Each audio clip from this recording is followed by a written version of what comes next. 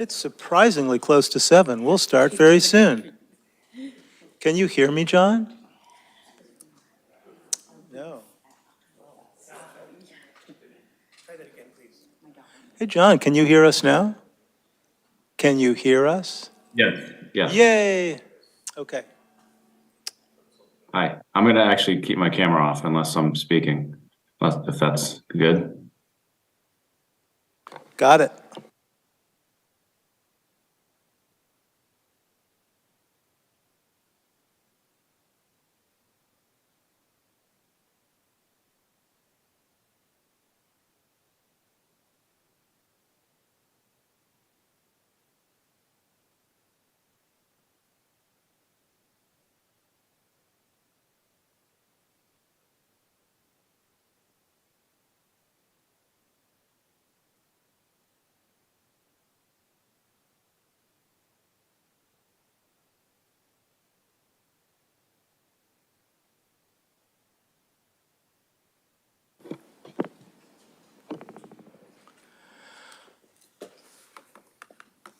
Good evening, everybody. If you're here for the Acton Select Board meeting, you're in the right place.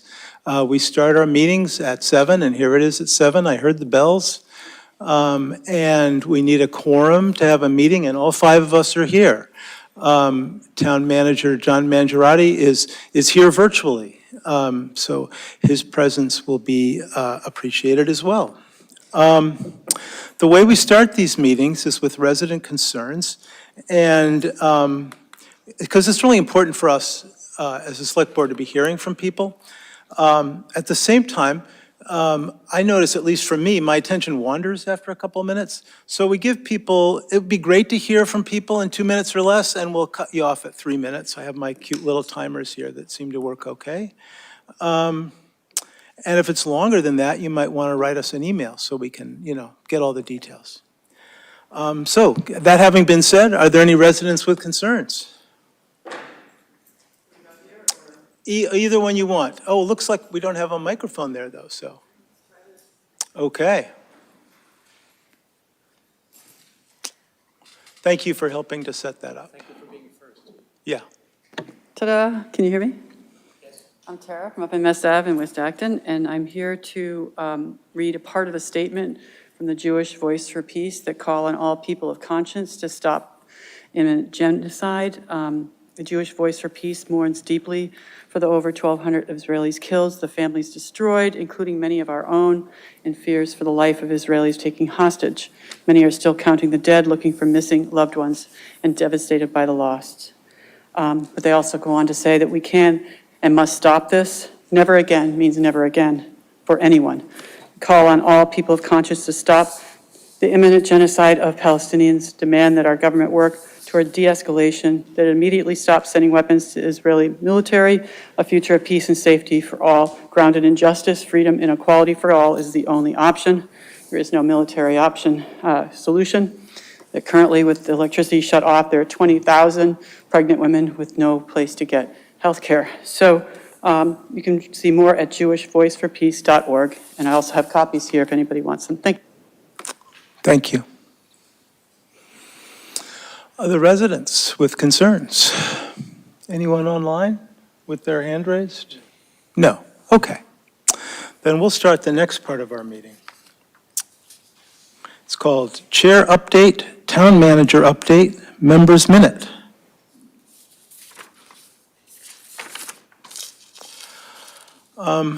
A number of the items in the packet only showed up on Monday, so my apologies to fellow board members and those who watch our meetings.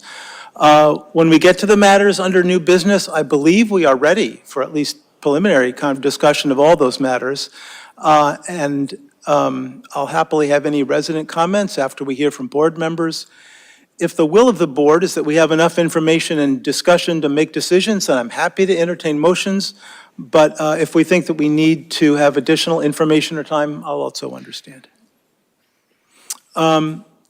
This last weekend had some great events, including the full return of Oktoberfest in the newly renovated Gardner Field, and the next day, a moving walk and rally against hate that also ended at Gardner Field.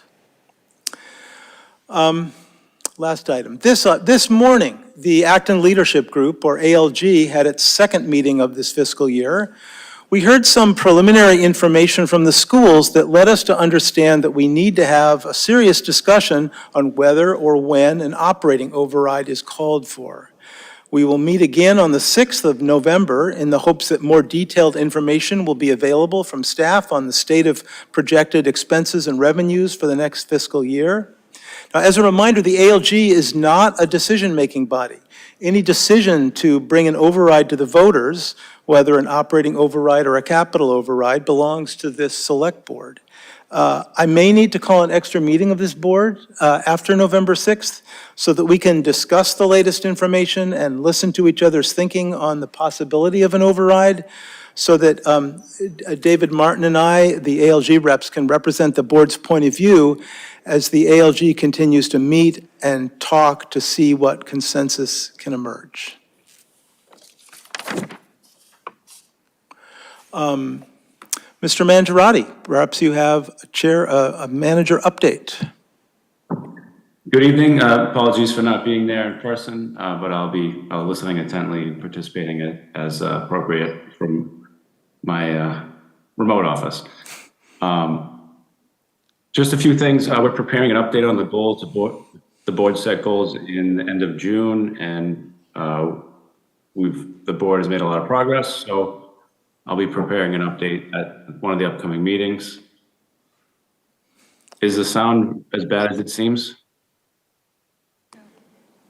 No, it's good, I think. It's pretty good. It's okay. A little echoey because you're so loud, but it's fine. We can hear every word. Okay. I wanted to recognize Cheryl Ball, health director. She retired. Her last day was today. 35 years of commitment and dedication to this community. So just wanted to thank her and wish her well in her retirement. A big announcement from the fire department. We've appointed Anita Arnhem as our fire chief.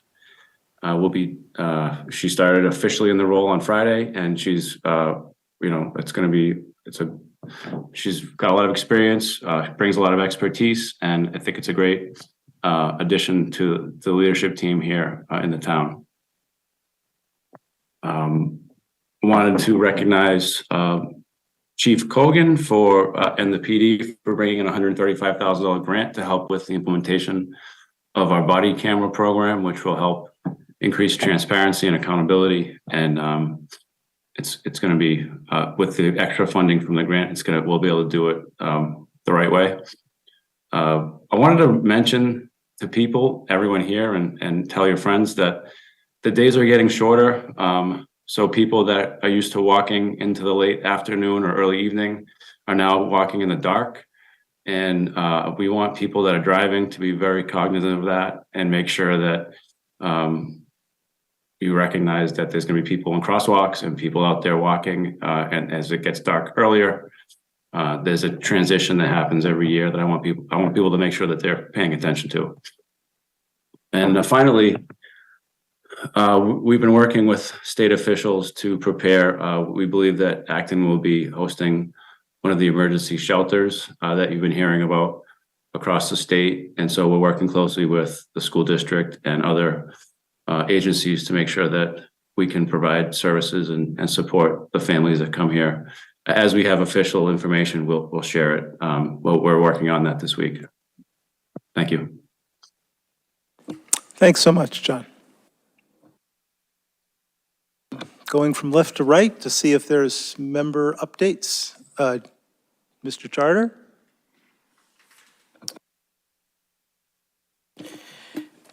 Yeah, I think the most significant update is I participated, I know a number of other board members participated as well on the Walk Against Hate on Sunday. It was an excellent event and a very moving event. And obviously, since the planning stages, it has taken on some additional significance. But I do want to recognize that there was a good community turnout and lots of support for it. And I know the school district was heavily involved in some of the planning and hosting one end of the event, and I want to specifically recognize them for their participation as well. Ms. Arsenal? So I want to echo what Dean and Jim said. We had a busy weekend. There was Oktoberfest on Saturday, which was a lot of fun. Alyssa and I had hosted a table to reach out to community members to volunteer. So that was fun chatting with passersby and connecting with people we know and that we don't know. Also, the walk was very moving yesterday. There were some speakers, and what's happening in the Middle East, as we all know, is just a man-made catastrophe. And I think we have to be mindful at a local level. Our Jewish community members, our Black and brown brothers and sisters, our Asian community, because it tends to be fragile for them in a global humanitarian crisis. So that's all I have to say about that. It was extremely emotional. Now I have my committee rundown. I have just a few. I attended the Acton Agricultural Committee, which I think is one of my favorite committees now. They met the first week in October. And this meeting was my first time as the new select board liaison. And a couple of items among many that they are working on is coordinating a farmers meeting, which will be a casual gathering meeting for the town of Acton's farmers to mingle and to get to know one another. They're targeting the party for an early December meeting. Also, the Historic District Commission. The HDC is charged with overseeing, just to back up, AgCom has one opening for a full member and 2 associate openings, if anyone's interested. The Historic District Commission is charged with overseeing the exterior facade of properties located in the 3 historic districts, West Acton, South Acton, and Acton Center. The HDC continues to process Certificate of Appropriateness, COAs, and Certificate of Non-Applicability, CNAs, requested by property owners in any of the 3 districts. A Certificate of Appropriateness the HDC has been working on with the new owner of 615 Massachusetts Avenue in West Acton, the renovation of the George C. Wright House. This fascinating and exciting project will eventually be a private senior living space. The HDC has also been working with the Acton Garden Club on the new garden and fountain design. I have one more. Sorry, I lost my page.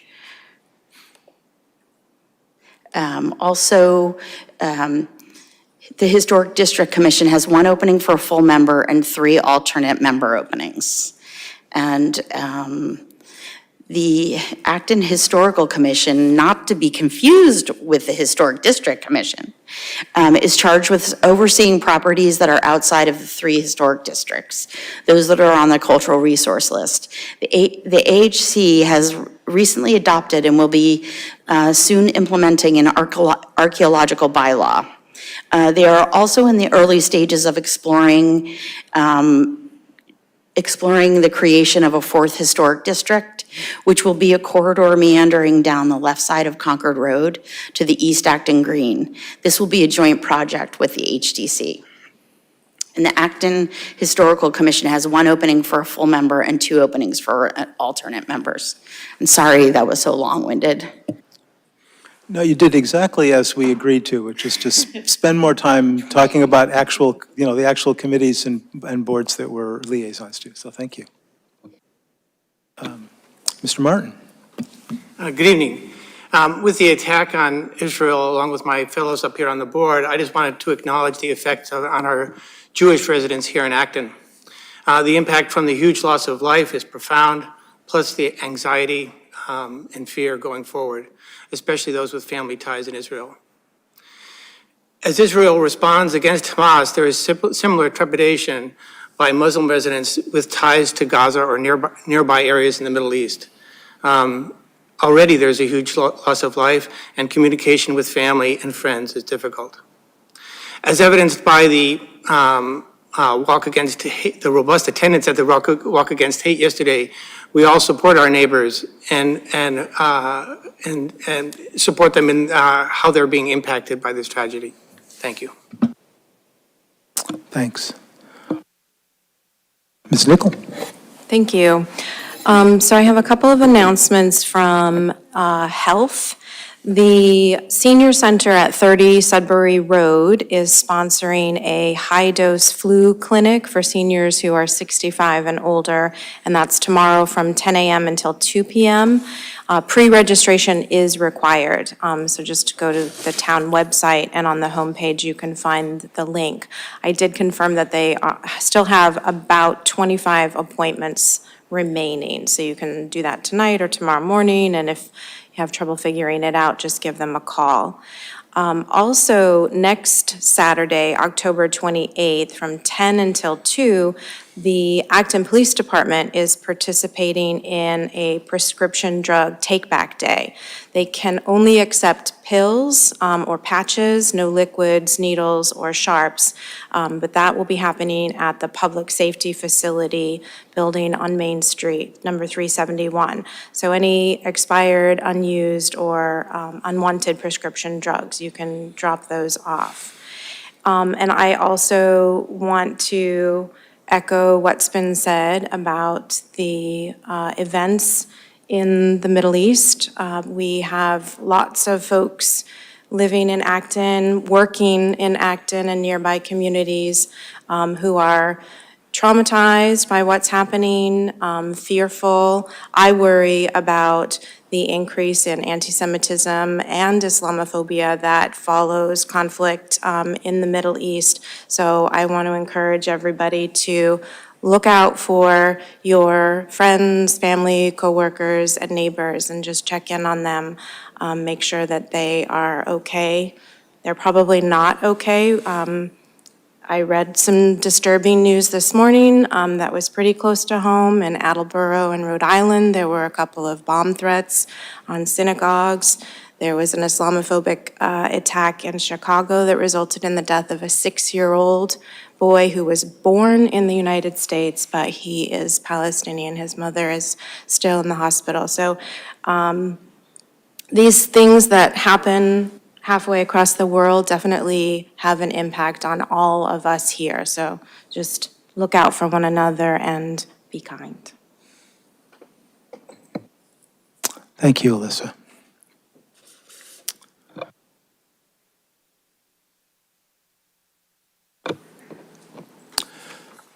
Our next order of business is a public hearing. And it's on the application of MAG RE Holdings Acton LLC for a site plan special permit under zoning bylaw sections 10.4 and 6.7.9 at 1 and 5 Nagog Park and 599 Great Road to redevelop the property into an automobile dealership.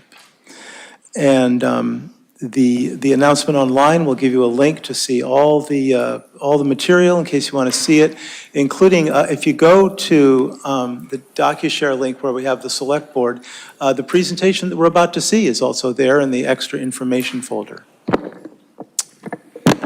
Great. Good evening, Mr. Chairman.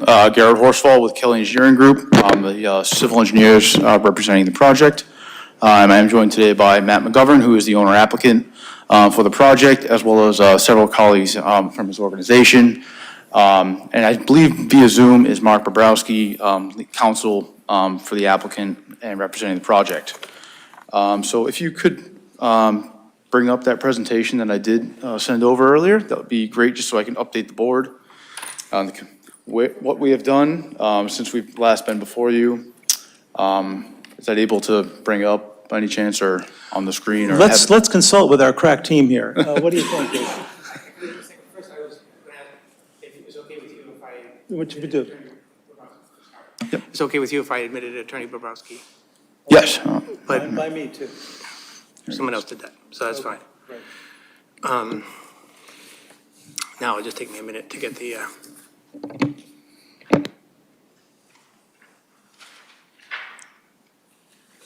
And before we get started with the presentation, I promised at the last hearing that I'd say a little bit about the process, the legal process about our approval or not, or conditions on a site plan special permit.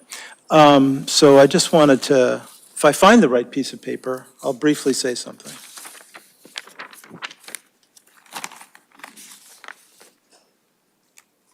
Yeah, it's online.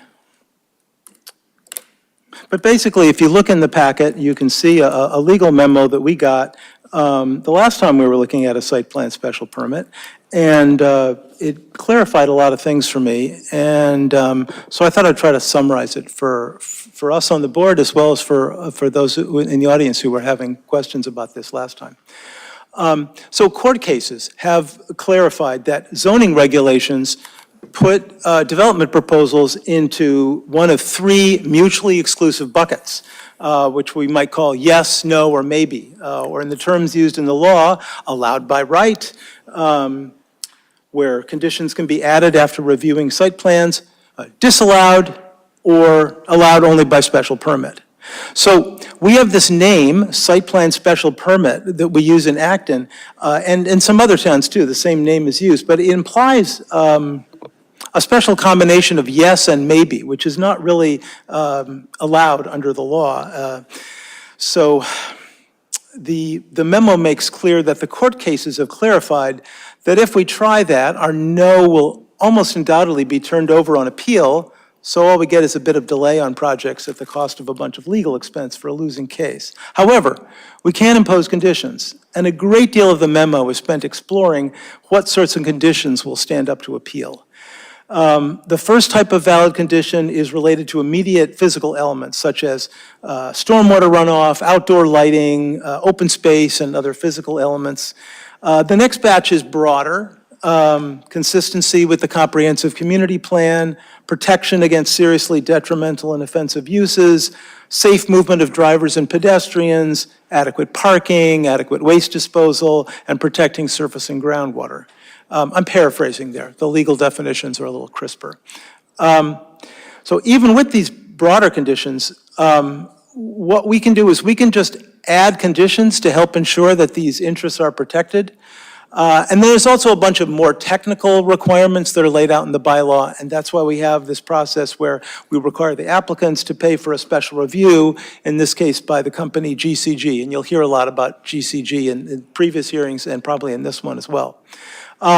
So there are two legally, theoretically legal ways to successfully deny a permit where the use is allowed. The first is if the applicant fails to present evidence that they meet the basic conditions for their proposed use. The second is if the board concludes that there's no possible set of conditions that would address the harms of the project to the town's legitimate interests. And this conclusion would need to stand up to an independent analysis by the court, who don't need to start from the board's conclusions, but can start fresh by looking at the evidence. Just want to get that out of the way before we got into the presentation. Thanks, everybody. Mr. Martin. So I wasn't expecting, usually you would bring your own presentation. Do you want me to present the plan set, or did you have a presentation? I had emailed over a presentation to the planner, Kayla, earlier. Yeah, I think Kayla is prepared to show it.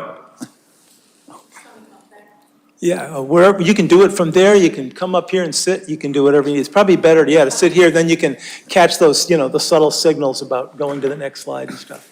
So thanks. So it'll just take a minute. We'll bring that presentation up and get you guys going. Great, thank you very much. Yeah. Yeah.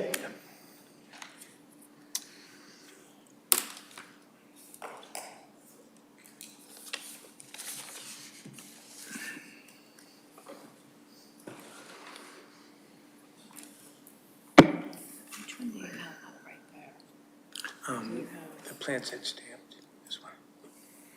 Stamped, okay, thank you.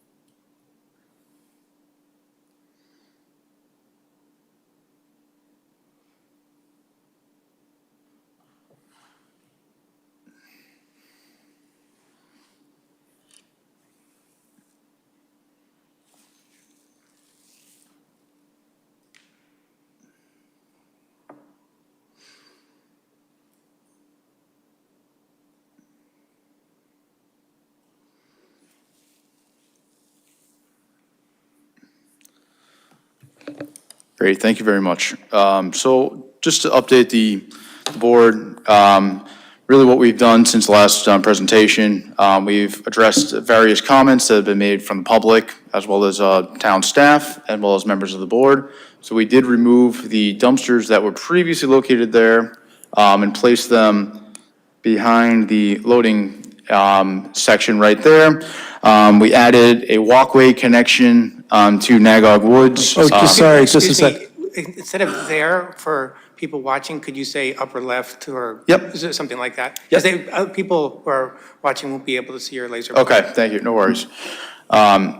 So approximately the northeastern section of the page connecting to Nagog Woods, we did add a walkway connection which will connect into the existing path that does connect into that neighborhood. This will be a paved path, and it has a sidewalk connection that runs along the front of the proposed new building, as well as connects into the existing retail plaza with appropriate crosswalks and crossing for pedestrian activity and connectivity throughout the property. We did also add the sidewalk in along Nagog Park. It's the southwest corner of the page where she's moving her cursor right now. And we did update the total parking count on the plan to 328 spaces. It's a very similar layout that was previously presented. The 6 spaces were added underneath a canopy where it's intended to have new delivery pickup vehicles for customers. However, there will be cars probably parked there, so we did stripe it out and show it on the plan. So if you go to I think it's the 3rd slide now. And in doing that, we did revise the proof plan as part of the flexible parking special permit request that we have made and associated waivers. We have adjusted this plan for 328 spaces to coincide with 328 spaces which exist on site today. So this was submitted to show that we could build this in theory compliant with the bylaws as part of our request for the flexible parking special permit. And there's next. Thank you. And then an additional comment from the memo was relocating of several of the bike stalls as they appear to be in conflict with the loading area, which is the hatched area in the top middle of the page. We did relocate 4 bike spaces in front of the existing plaza. They would be accessed essentially right off of the drive aisle in front of the building. So we did relocate 4 of those spaces so that they would not really be impeding any of the loading area. As a result of the staff memo, that was a comment made. So we did revise this, and we are agreeable to making this change, as is mentioned in staff's memo. Next, please. And we did revise the landscaping plan in coordination with staff. We have increased the number of trees throughout the property to be compliant with the bylaw of 1 per 2,000 square feet. So we added in several deciduous trees in the eastern section there against the abutter, the condominium Nagog Woods. That's in addition to the evergreen screening that has been provided and agreed to as a site walk with our landscape architect and the abutters. So these deciduous trees were added in, as well as several flowering trees, which are represented as the pink trees in front of the existing building. And then moving to the south there, we did add, I believe, 5 trees along the central drive aisle, as recommended, I believe, by Design Review Board, that had that recommendation, and it really spruces up that corridor into the site as well. So we have made those landscaping changes, submitted plans electronically to staff as well, documenting the changes shown, and this plan obviously shows the walkway connections as well that we have included in the site plans for context. So since we've last been before you, we did receive approval from the Conservation Commissions to issue a order of conditions. They voted and approved that on October 4th. We did meet with the Design Review Board on 10/6, and they had a minor architectural comment to wrap the facade around the corner facing Nagog Woods for the first 3 tilt panels, which the architect has revised in his drawings back that are in this presentation as well, but they are wrapped around the panel to continue the facade changes that are publicly accessible from the public. GCG, as you mentioned, your consultant for the board, has issued a memo. We've resolved all the grading, drainage, utility technical issues, and there are a few outstanding items for board consideration and board approval, which are essentially echoed in the town staff memo, considering waivers for your consideration tonight, as well as conditions of approval for your consideration. So with that, if Matt or Mark have anything else to say, I would turn it over to the board and be glad to answer any comments or questions.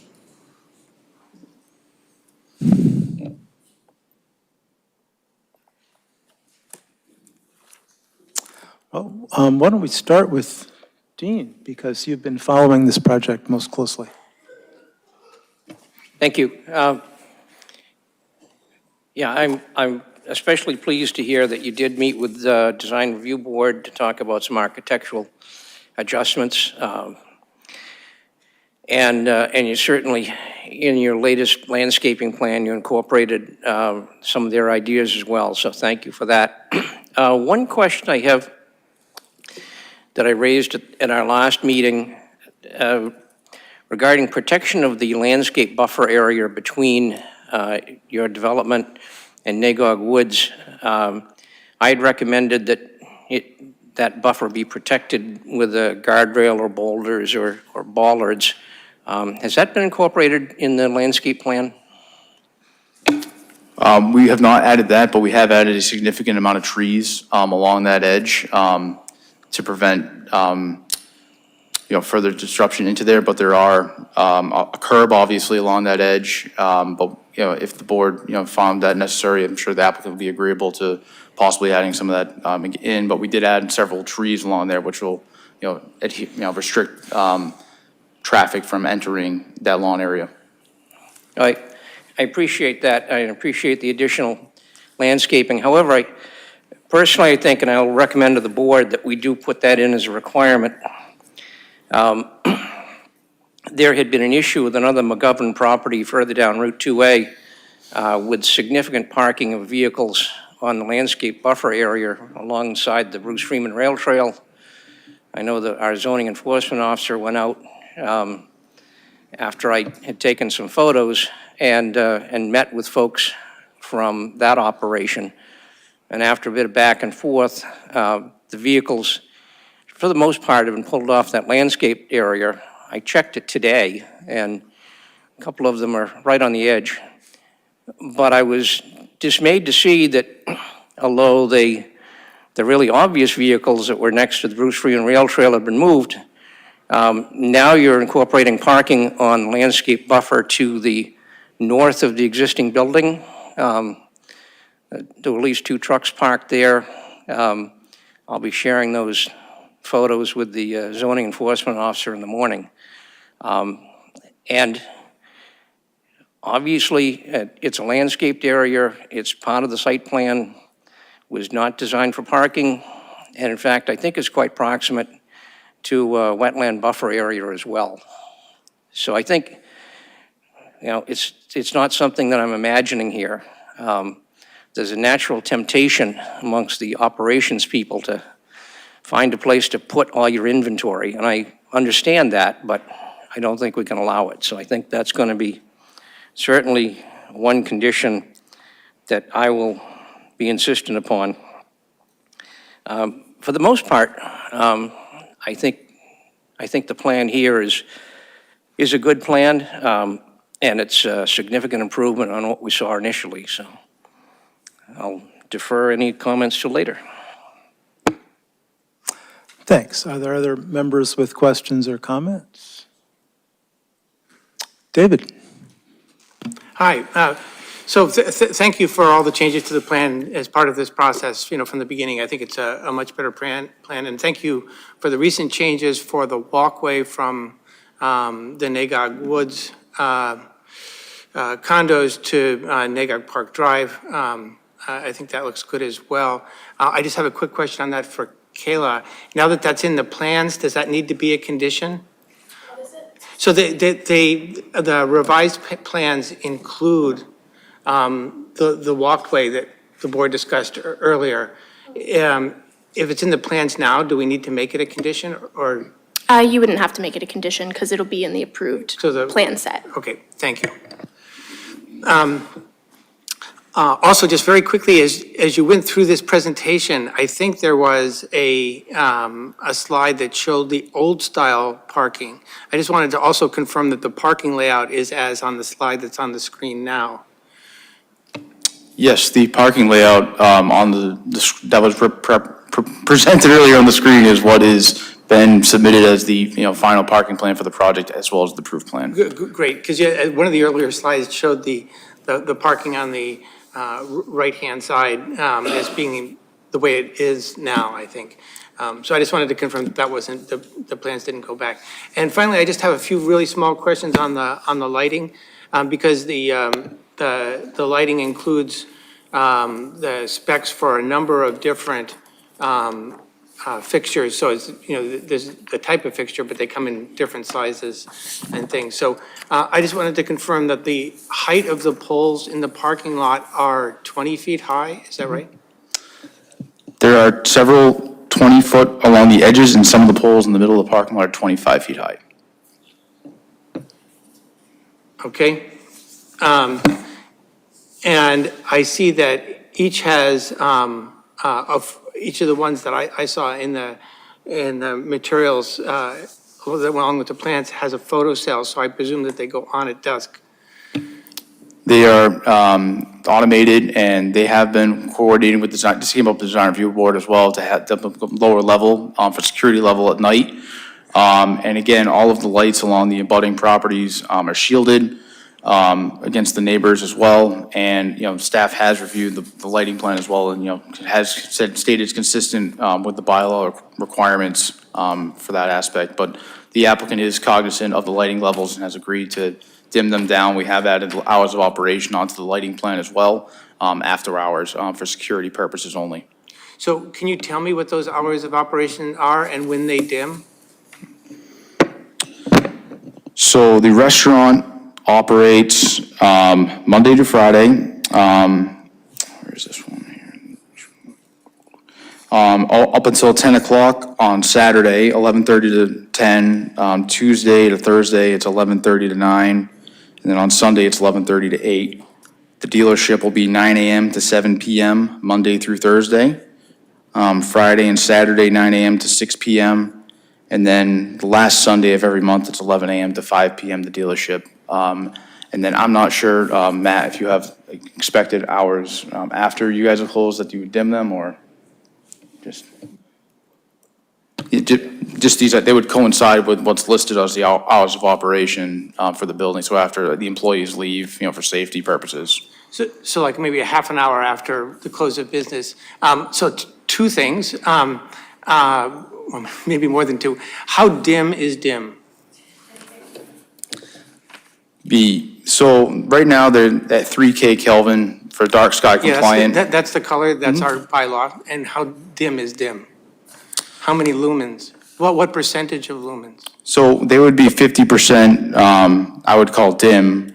So the lumens at 50% for some of the fixtures that are listed on here would be, some of them are 10,000 lumens at 50%, and some are 5,000 at 50% for the several fixtures. So it could be a 50% decrease. And again, these can be adjusted as needed in coordination with the neighbors as well. They're all LED automated lights now that can be, manually adjusted. Sure. So what I would like to see, and I might be interested in adding a condition on this, we can discuss this later, is first of all that the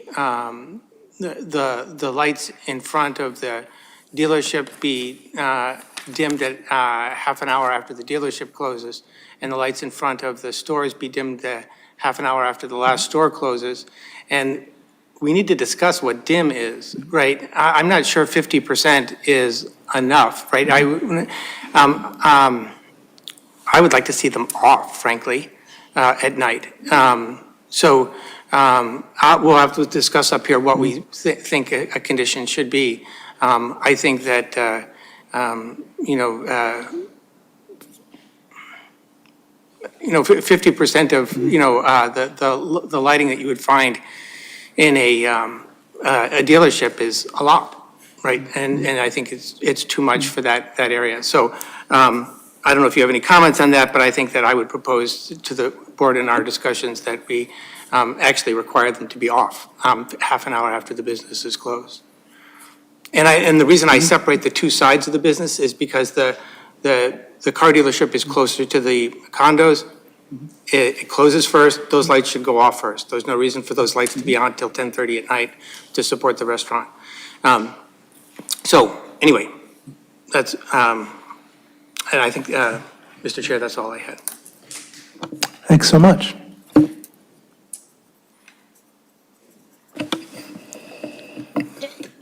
Is it possible for maybe Kayla or you to point out the light scheme? Is that in the plan? I'd like to know where the placement of the 25 feet and the 20-foot lights are. Yes, it's on the lighting plan. So all the 25-foot poles are interior of the parking lot. All the 20-foot are only along the edges. So that reduces the amount of poles that are needed. So if you didn't have 20, so you would have more 20-foot poles throughout the lot. The 25 allows, the light to spread evenly throughout the parking lot without having more poles. But the interior ones, believe that are basically in here, this little box of interior of the parking lot, those are all of the 25-foot poles. Everything else along the edge is 20-foot height with shields on the backside as well. So the 25 feet are closer to the dealer? Closer to the abutters along this edge, and they're only single-sided poles with shields on the backside to prevent, any glare, light spillage towards that direction.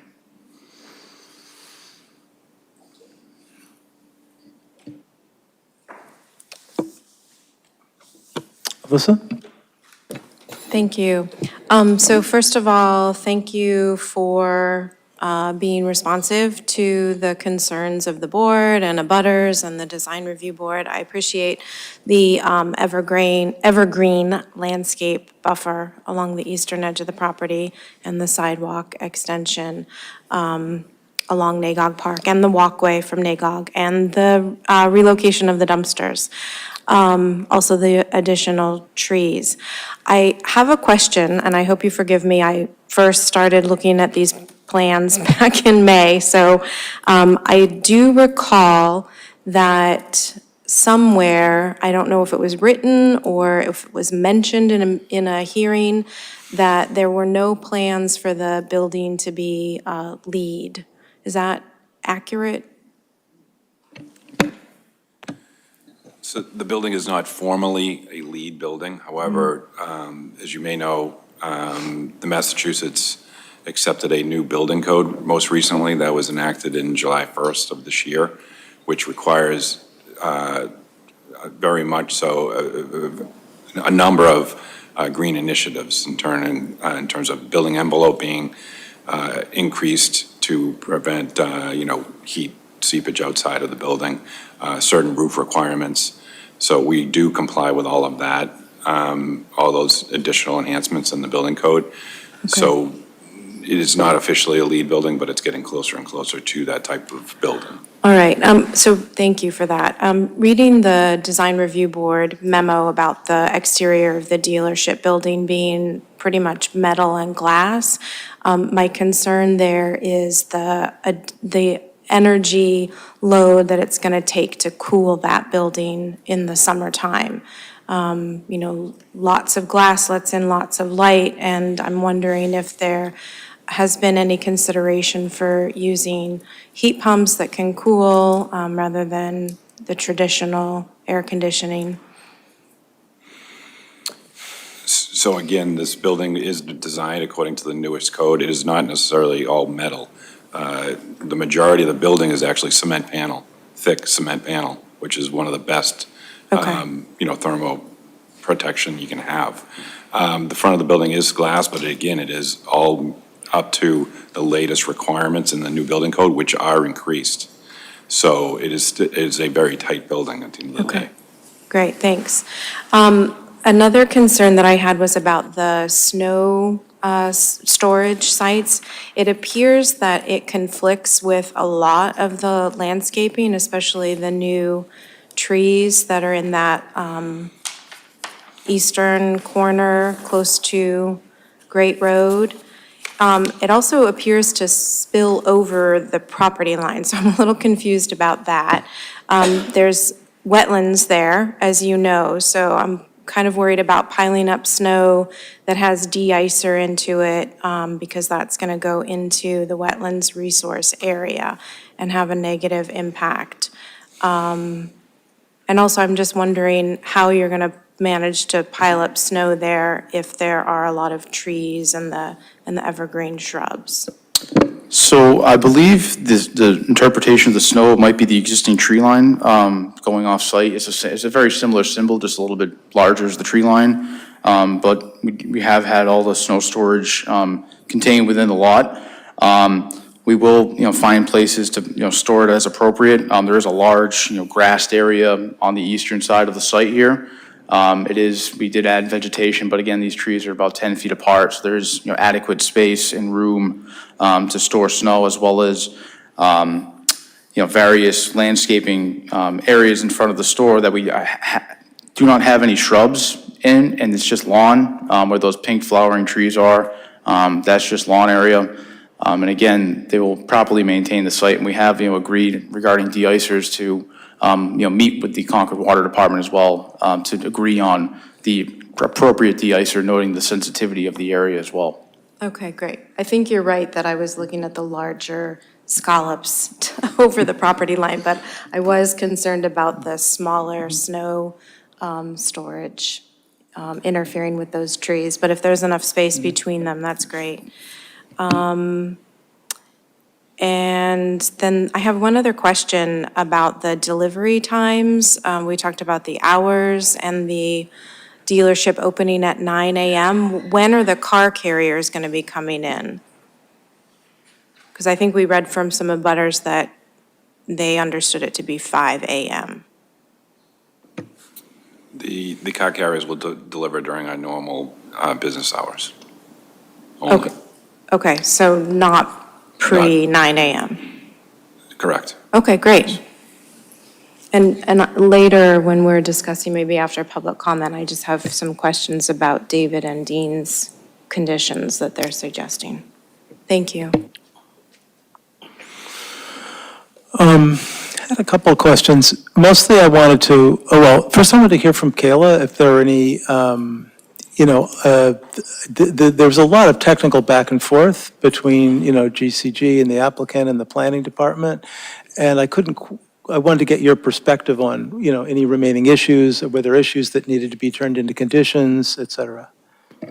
Thank you. Yes, so there's a couple, in this configuration of plans, there's a couple of minor items that I would consider, what I consider drafting errors. So on the open space plan sheet, they can actually include the sidewalk in the open space calculation. There's also a parking space that is still shown that can now be removed, which would only increase the open space calculation. So that would be revised. There's also, they handled the loading areas and the bicycle parking spaces prior to this meeting, so that's been handled.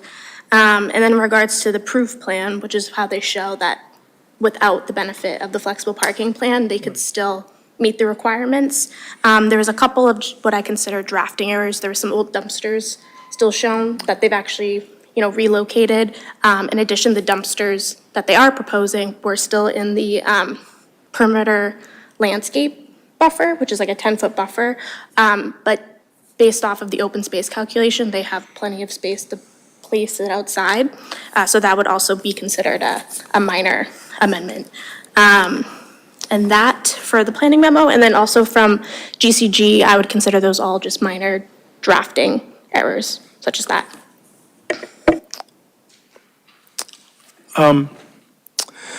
Thanks. The letter from the Acton Water District required a water impact study.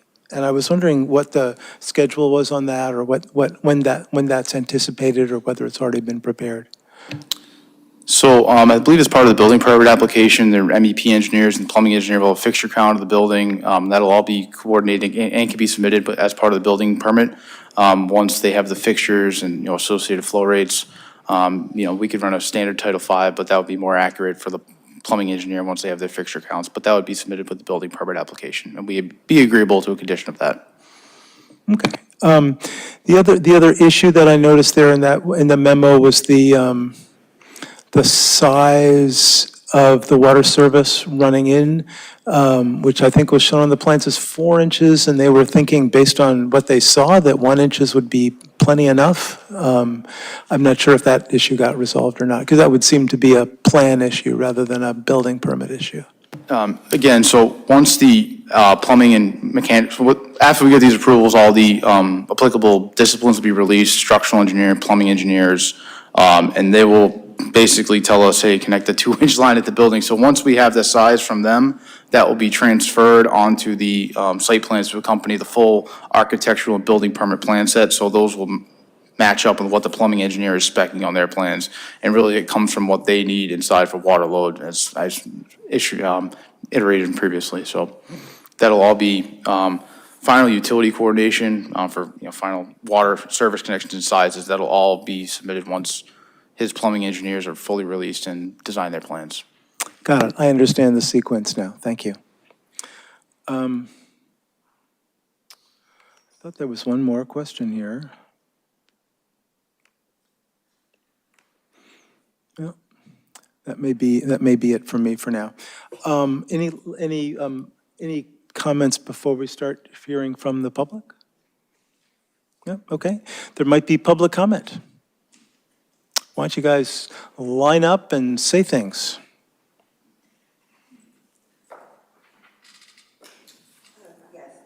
Oh, you press that little button there, it's gonna, when we can all hear you. Lindo Nuska, Nagog Woods. I had 3 questions. When I look at this, the carriers are coming in where, I know there was an issue of them coming in on the right-hand side of the building, which is abuts our property. And is that still the plan? Yeah, could you perhaps show us how It the looks very carriers come in? narrow in there. I don't know where they put the cars at because they're, There's a hatched area here to park, and they would circular building this way. We've run turning templates on this to show that it can adequately circulate the building, but it would work in this counterclockwise format and leave out the front as well. And it Oh, parks. Can you turn on your microphone, please? Yep. yeah. Yeah, so the carrier enters here, it works around in a counterclockwise direction, and it parks here. And it'll deliver the cars in that area, and it's off of the drive aisle and associated access path for any safety issues and fire department still get by. It would then leave the site as it came in through here. And we have run templates on this and submitted it to your staff as well as your review consultant as well for the appropriate design vehicle to demonstrate that it can safely access the site. I don't see how they're going to get around the back of the building. There's all that green there. But I take it. A second question I had is about AC noise. Has been an issue around there, and I don't know if the plan is to have blowers on the roof or down on the ground level. And however they're done, often if the blower is pointed in a certain direction, it really makes a difference with us. And if they have acoustic panels around them. So that's a request, I think, because noise is an issue around there, so that would be helpful. And I'll just, thirdly, I had asked this before, and it may be to the board, who addresses in the taking down of the building if there's any asbestos issue and monitoring of that? Okay. Thank you.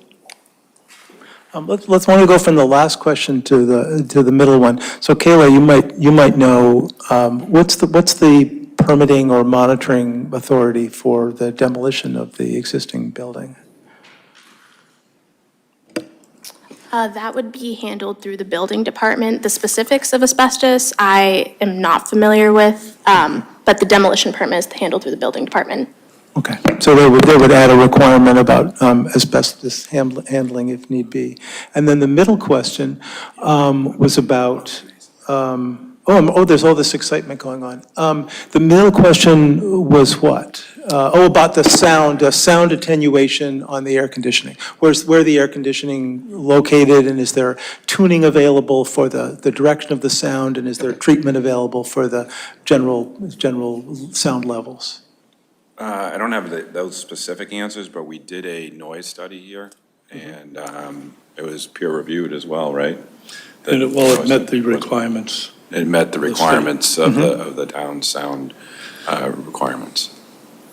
And also on the asbestos, we did have an asbestos study done on all the demolition area, and it did pass. It did not have any asbestos. Okay, great. No asbestos there. Thank you. Hi, Miles. Hi, Jim. Miles Fidelman, 531 Old Stone Brook, in a butter.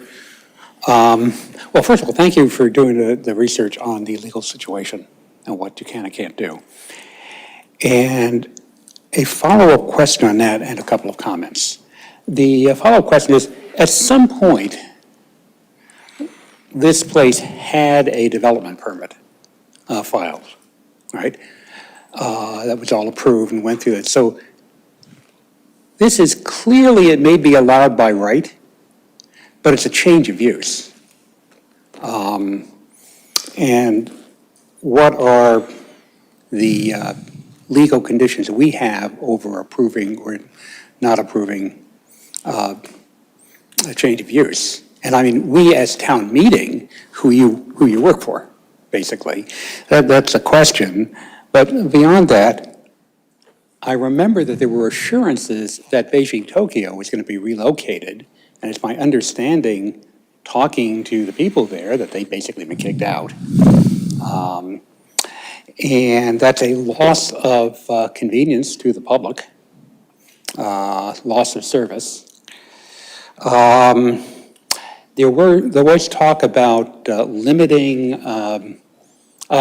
assurance that there would not be an application for a second dealership in the future. And I didn't hear anything about that being in the permit. And then just a comment that occurred to me as I was looking at that map. Is there not some way to do a deal with the property owner right behind it so that trucks can enter along the back off the side road rather than through the main entrance? You know, that would seem to solve a lot of problems for a lot of people. Anyway, that last one is just a thought. Thanks, Miles. Let's see if we can address some of these questions as we go. Do we have any update on the businesses in general, or in particular, the Beijing Tokyo? Yes, we do. There's been a long dialogue and negotiation with Beijing Tokyo over the past year and a half, and they were given the option to relocate, and they chose not to. They choose to take an early buyout of their lease and move along. So they were certainly given that option. They just opted not to. Thank you. I'm going to take an attempt to answer the change of use question, and then I'm going to turn to Kayla, who knows way more than I do. With the original permit being allowed by right and the new use being allowed by right, the fact that there's a change of use from one category to another doesn't trigger extra requirements. Where we typically see a trigger of that kind of requirement is if there's an existing non-conforming use, then they have to go through, permitting process with every change, including a change of use. But that's my approximate answer, and I'll bet you Kayla has a more accurate answer. I think that was a really good answer to that, actually. Okay, I'm lucky tonight. Miles, you also asked about a condition or a conversation about a second dealership there. So I'll make sure we discuss that. There might be a response from the applicant now, but we might have to talk about it as well. So, are there any thoughts, assurances, understandings about, future, the future, what we used to call phase 2? Yes, as we've indicated before, the left side of the area here that's occupied by Dollar Tree and Crossroads Restaurant. Dollar Tree has the longest term lease, which I believe is north of 5 years in that area. So certainly from my standpoint, from an investment standpoint, where those 4 or 5 tenants that are left in that side of it, I see no reason to change the situation over there for a minimum of 5 years. As we know, times change and certain businesses thrive and certain businesses fail.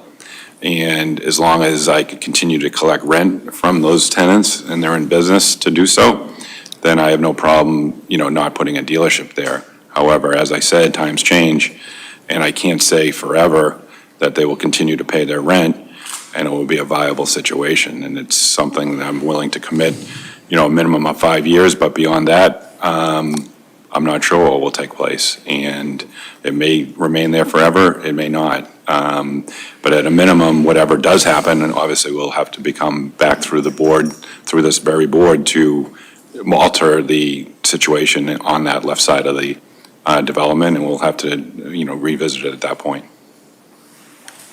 Thank you for that complete answer. I had a question for Kayla related to that. One of the things that happened with the original application with 2 dealerships was there was a communication and a new understanding about the floor area ratio that was required, and that the 2-dealer configuration as presented wasn't legal. It didn't fit the FAR. So I'm wondering, based on that, how much of a second dealership, what would be if there was in a 5 years or later some second dealership there, do we know stuff ahead of time about the legal configuration of that possible second building? I could potentially calculate out what a potential size of the dealership, like max, could be based off of what's existing and based off of the existing plaza to remain, theoretically, to take that away. I would just have to go over there and crunch some numbers for you. In terms of the configuration, that plan is not what's being approved by the board, so there's no legal right to that plan at this point. Great, thank you.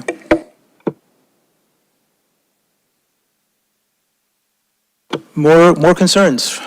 Yes, I hope that you require trees in between the parking spaces, because for humans that like to have cool cars and, a nice space to be in, I think that that's a nice thing to do. If you have a limitation on the FAR and the limitation of the building size, wouldn't you have already calculated that to determine whether or not the present plan has exceeded that? Oh, the current plan doesn't exceed it. It does not? Correct. Okay. We're okay when the FER ratios with this single building here. And just to refresh my memory, the Red Raven, the restaurant down there is not to be touched. That's a different property, is that right? No, it's on the same property, but the business continues as is. Okay, and so people will be able to use the parking of the dealer at night to go there, or? That's a great question. I don't know the answer to that. Will that be allowed for overflow parking after the close of business? I believe if you go back to the first page there where we look at the overall parking plan, there is a dedicated area for the restaurant over here on the right-hand side near the restaurant. That's the parking area they would use. Is that enough to the capacity of the restaurant? I believe so.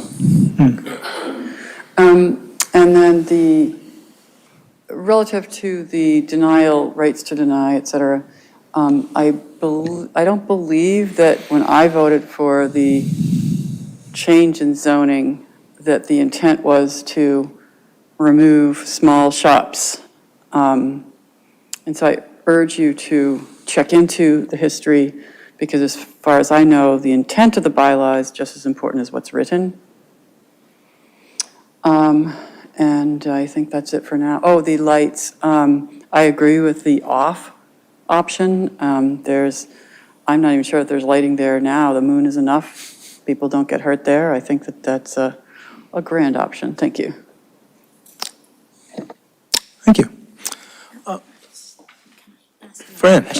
I'm just sitting here stuck on lighting, sorry. Is there any reason for the lights to be on in the night, in the evening anyway? Is it a security thing, or will you have trucks coming in after hours ever, or? So it's not about trucks, it's about thieves lurking in the A parking lot. security issue. So, I mean, any dealership we have, we like some level of lighting so that either a security guard or your own police department coming through the lot and, you know, reporting to an issue or whatnot, they are somewhat protected because they can see around the vehicles. So it's a minimum level of common security. If you go through any of your parking lots, I would think there's security lights in the evening. We don't need them for customers, we don't need them for anything, so we don't really care if they're off. However, it's really not safe to have them fully off. And swapping the 20-foot near abutters is not really an option? Just want to understand the question. So swapping the 20, So I think the 25 feet lights are going to be closest to abutters, is that right? Around it's the dealership? the opposite. The 25-foot poles are in the interior of the parking lot. Oh, The okay, the cool. lower 20-foot poles are against the abutters Oh, property with nice. shields Oh, on the back. Okay, thank you. Like we have a follow-up question or comment? Yes, can they just be Oh, sorry, just a second. Oh, okay. Why don't we hear, I want to hear from people we haven't heard from yet first. Yeah, so Matt, whoever's monitoring, or maybe that's you, why don't we let the person who's raised their hand in the Zoom land to speak? Of course, Mr. Chair. Carla Haler?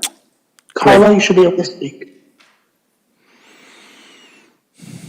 Can you hear me now? Yes. It says okay, great. Carla Heiler, 531 Old Stonebrook. I'm not physically there tonight because after subbing in a kindergarten room the other day where I remembered that 5-year-olds freely share their germs and nothing else, I chose not to infect everybody there with my cold. I do still have some questions. I'm looking out my window in Nagog right now to this lovely darker night sky. And one question I have is, has there been a light pollution study done in relation to the lights? We do have a raptor population, including a bald eagle that likes to dive into Nagog and swoop around the area. So that's one question I have. Another one is, I think you're calling it the eastern side of the property. Are there sidewalks that go along the eastern side of the property to Frolic and Detour, or is it only on the western side over by the far side of the property? I have noticed some trucks doing some sort of, I guess they're test runs through the property recently, and that was a little disturbing, I will say. Also, originally, there were plans for a dog park and a dog grooming business through the Subaru dealership. Are those still in place? I also do want to pick up on the comments about the current dealership down on Great Road and trucks parking on the landscaping. It is not unusual for me to have driven down Great Road and see a car carrier parked on the side of the road in front of the Jeep dealership. And I did mean to take a picture of it, but I'm driving, so I won't. But I may pull over next time I see that and take a picture, because that is something that makes me very nervous in general. I will say once again that while McGovern Auto Group has been very responsive in listening, and I do appreciate that, you guys still haven't earned my trust. You have not earned my trust at all. And the lighting poles, I'm not quite sure, because again, you guys were, I assume you have a laser pointer that you were using on the board that coming in via Zoom, I couldn't see where you were indicating like the truck paths and things like that. So I did want to make a note about that. I'm trying to think if there's anything else really quickly. And again, the reason why I bring up the, you haven't earned my trust yet, to say, well, there are new state regulations, and maybe we'll meet the regulations, but lead, that bothers me. Let's get real. Regulations are changing. Acton has chosen to be one of the 10 pilot communities. I would like to see McGovern take a lead to, I'm not going to say pardon the pun, I intend my puns, take a lead on this, look into things like heat pumps and other ways to conserve energy. This is our backyard. And yes, I know you bought the property and you can do what you want with it within limits, but you stated early on that you wanted to be a good neighbor. That's a really good way for you guys to be a good neighbor. Thank you. Thanks, Carla. There were some questions in there. Did you want to answer any of them? Sure. So regarding the sidewalk, there is a sidewalk on Plainview South that connects to Frolic and Detour, not just along Nagog Park. That was a consideration of staff early on in the process and has been brought in. Regarding the light pollution, a full photometric has been done and fully compliant with the town bylaw for no light spillage off of the property line into any of the abutting woods. We're actually pulling the lights further back and pulling the pavement away from the tree line that exists today, so the lights are actually pulling further away from the established vegetation line as well. And Matt, I don't know if you wanted to take any of the other ones that I wrote down, which were, I don't know if you wanted to answer. I'll take a shot at the dog activities. Yes, we intend to prepare or construct an outdoor dog park somewhere over near the pond area. And we will also going to visit having a in-house dog grooming area and personnel within the dealership. It's consistent with the Subaru clientele, and we're fully willing to support that initiative. Thank you. Go ahead, press that button and tell us what your concerns are. Barbara Lang, 175 Split Rock Drive at Nagog Woods. Right now, there's a very bright light on the top of the restaurant that shines in my bedroom window. It bothers me a lot, and I hope that will be shielded as well.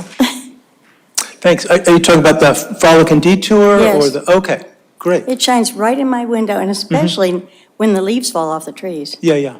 It's awfully bright. So they have new landlords now. Do you have any thoughts about lights there?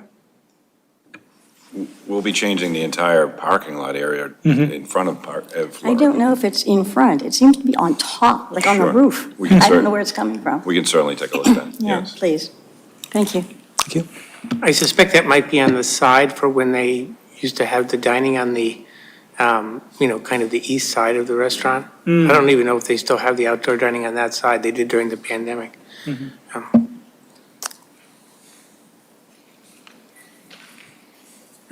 I don't have a dog, so I don't, so whatever you do around that is up to you. The issue about the noise, I was not reassured by the state guidelines because they're pretty loud. Because I know we have buildings over there that have blowers on the roof that are not shielded. So I was wondering if we can get some assurance about that, if the blowers are on the roof, what direction they're facing, and acoustic panels aren't, I'm sure, in terms of the construction it's not that expensive to do that, so we are protected from noise coming from utilities. Thank you.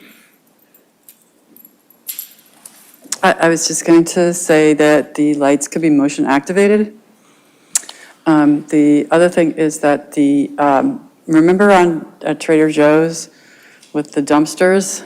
Are you planning on putting on a time when dumpsters can be loaded and not loaded and delivery trucks? There was a lot of bit about noise, and the residents are closer to those dumpster area than at the Trader Joe's parking lot. So just to keep in mind that might be a good thing to include in the permit. Thank you. Thank you.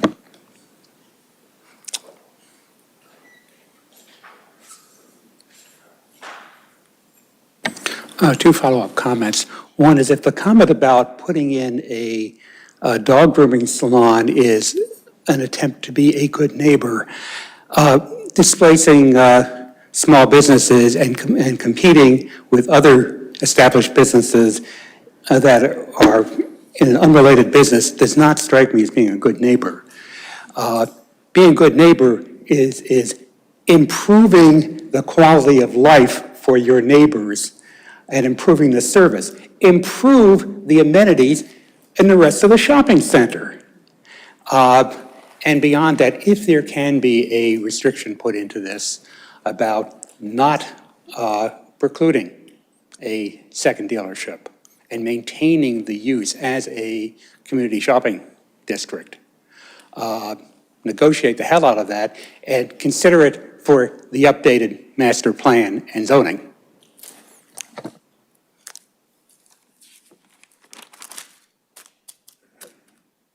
Thanks, everyone, for the comments, both the comments you've made tonight and the 100-plus letters that we have in the resident comments folder. Carla has raised her hand. Okay, I think we can hear a second round from Carla. Go ahead. Matt, why don't you let Carla speak again? You should be able to speak now. Thank you. I was about to text Miles to tell him I had a follow-up question. If there is an outside dog park, will it be other members of the Acton or general community be allowed to use it? What are the plans for cleanup, especially where it's right next to a water source? And the last thing we need is dog poo washing into that area. I'd like to know more about that before that's even considered for approval. Also, let me add my voice for making sure those lights go off at night as a neighbor. Light pollution is a real concern. As it is, setting up my telescope is getting more and more difficult these days. I'd like to be able to set it up again. So, yeah. Thank you. Thanks, Carla. So that suggests a question for Kayla about the dog park ideas and dog grooming business. Is there a separate permitting process for that, since it's a different use than a car dealership? Our understanding of the grooming service is that it's an accessory use to the Subaru use. In terms of the park, I do not see that delineated on the plan, so I don't really have a comment on that yet. Okay, great. Any comments from the applicant about the plans for the dog park or the dog grooming? We haven't fully hashed them out just yet, but we do intend to have them fully open to the public for anyone that wants to use them, and obviously the entire site will be maintained by us, and we will also maintain the dog park. Thank you. There might be additional comments from the questions from the board. Dean. Well, I don't have any additional comments at this point. I was about to make a motion. Well, let's have a motion so we can discuss it. Why not? Hey, I would move that we close the hearing, and then the board can deliberate. It appears that there's going to be no new information coming in from the applicant, the town staff, or the public. So I think now is probably the appropriate time to close the hearing, and we can discuss it. Subsequent, I will make a motion that we, after we've come up with a list of conditions, I think that our best procedure at that point would be to instruct the town staff to finalize a decision which can be reviewed by us and brought back and voted on at a subsequent meeting. Thank you, Dean. There might be a second for that? Second? Okay, let's have some discussion. Are there any thoughts about whether we're ready to close or not? Alyssa? So I would have said just a few minutes ago that we're ready to close the hearing, but I am super concerned about this dog park discussion because, as Kayla mentioned, it's not on the plan. The green area well, it's not green on the plan, it's white, but that's within the 50-foot wetlands buffer. I would like to know what the Conservation Commission would have to say about that. I'm a big supporter of dog parks.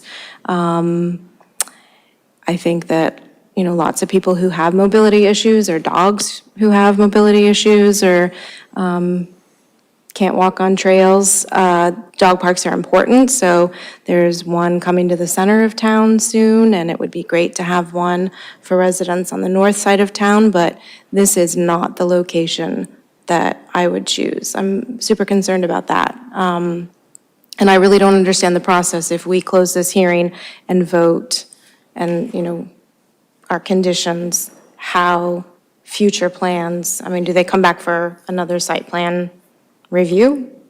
Well, here's my understanding so far, but we can check it out with Kayla. My understanding is that the dog grooming part that's within the building doesn't require a separate permit, that's an accessory use to the car dealership. It's a service they're just providing.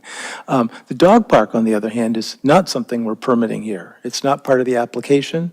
It would require its own permitting process. So it would require, CONSCOM review if they're within the wetlands area and all that. So I think we get another round if that plan goes forward. Okay. So let's see, we have a motion, we have a second. There might be some additional discussion about it. So just a quick clarification on your comment. I think it does, the dog park would require permits, but not a site plan special permit. So it doesn't come back to us. Right, it might just be a regular building permit or a CONSCOM issue. Yes. Or, yes, okay. Thank you. And the second thing is, after closing the hearing, Dean just in his comments mentioned staff. As far as I know, after we close the hearing, we can still ask staff as many questions as we'd like. Seeing Kayla nod on that, so we're going to hold you to that, because there's a lot of technical details in here we're going to have to get right.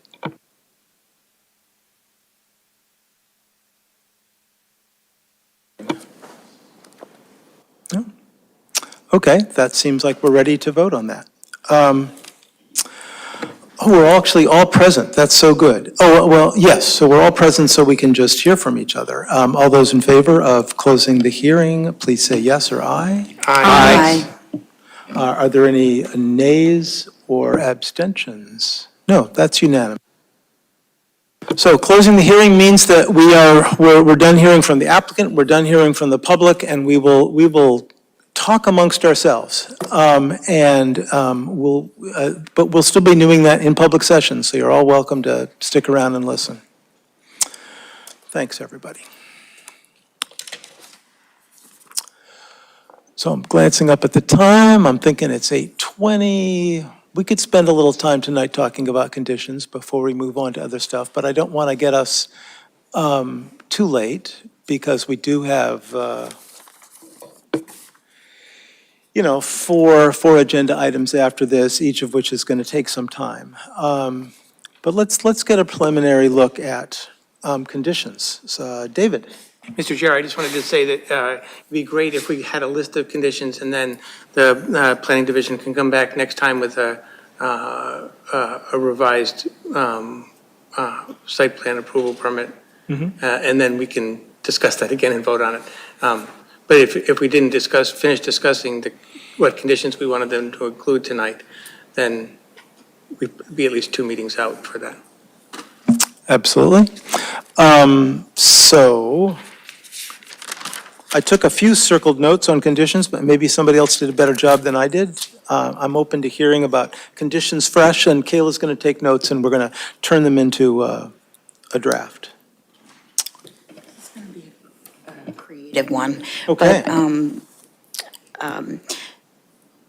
referring to what Dean was saying about a violation, or if it is a violation at the other site, could that be resolved through this approval, or do you understand? Kayla's like, what does she mean? If there is just those parking situation. I would say that those are two separate issues, but if we're made aware of any zoning violations, we take care of those pretty fast. So that's a separate thing. Yeah, that's what I'm hearing too. Dean, you started us off with some conditions. You want to say them again so we get them fresh? Yeah, I think the, the one condition that I would recommend is that there be a vehicle impervious barrier installed at the edge of pavement on the eastern edge of the property to protect the landscape buffer between the newly developed area and Nagog Park. And that, I defer to the applicant. You know, a row of boulders, bollards, guardrail. I think perhaps bollards are probably a better way to go. It will allow them to actually push some snow into the property, but not too far. Whereas a guardrail, I think, could be kind of a serious problem for them, but that's really up to them. I think the important thing is to make sure that that buffer that the neighbors have been so concerned with and we've been so concerned with, I think we really want to make sure that that remains a landscape buffer and doesn't become an auxiliary parking area. So that would be one one condition that I would like to see in a draft decision. I do have some comments. I know David led off on the question about the lights. I do want to engage in some conversation about that. I think the comment about the drop-off of the vehicles, the new inventory, I understand that's going to be during normal operating hours. I think probably if we ask that the same requirement be put in for dumpster pickup as well.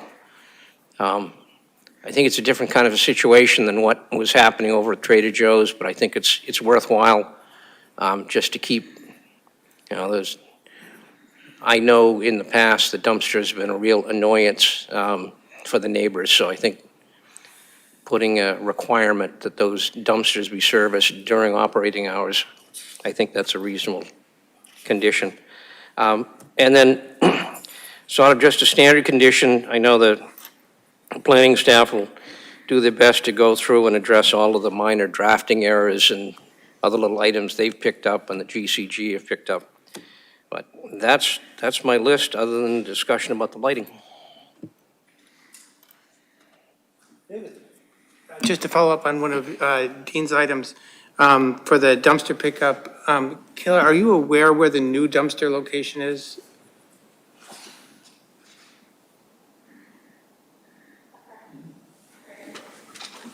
Oh, great.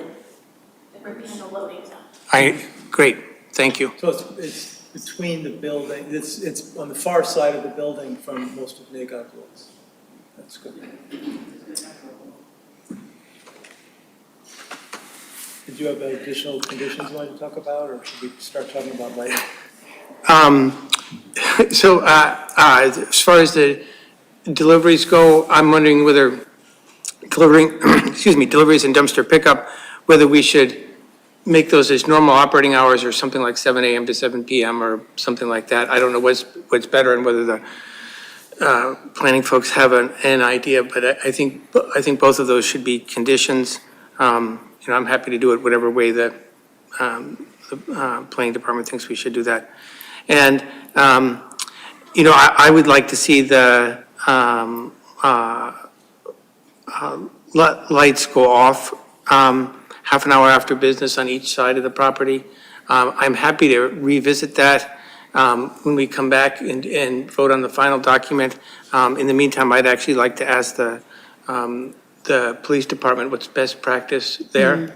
But in the draft right now, I'd love to see that there'd be a half an hour, off a half an hour before the start of, after the close of business on each side. Again, I say on each side because I would like to see the lights on the car dealer side off earlier, even though the restaurant's still open. And, conversely, the lights could come on a half an hour before the start of business. Maybe it's dark in the winter, if there's a business that opens at 7 a.m., that, the lights could come on at 6:30.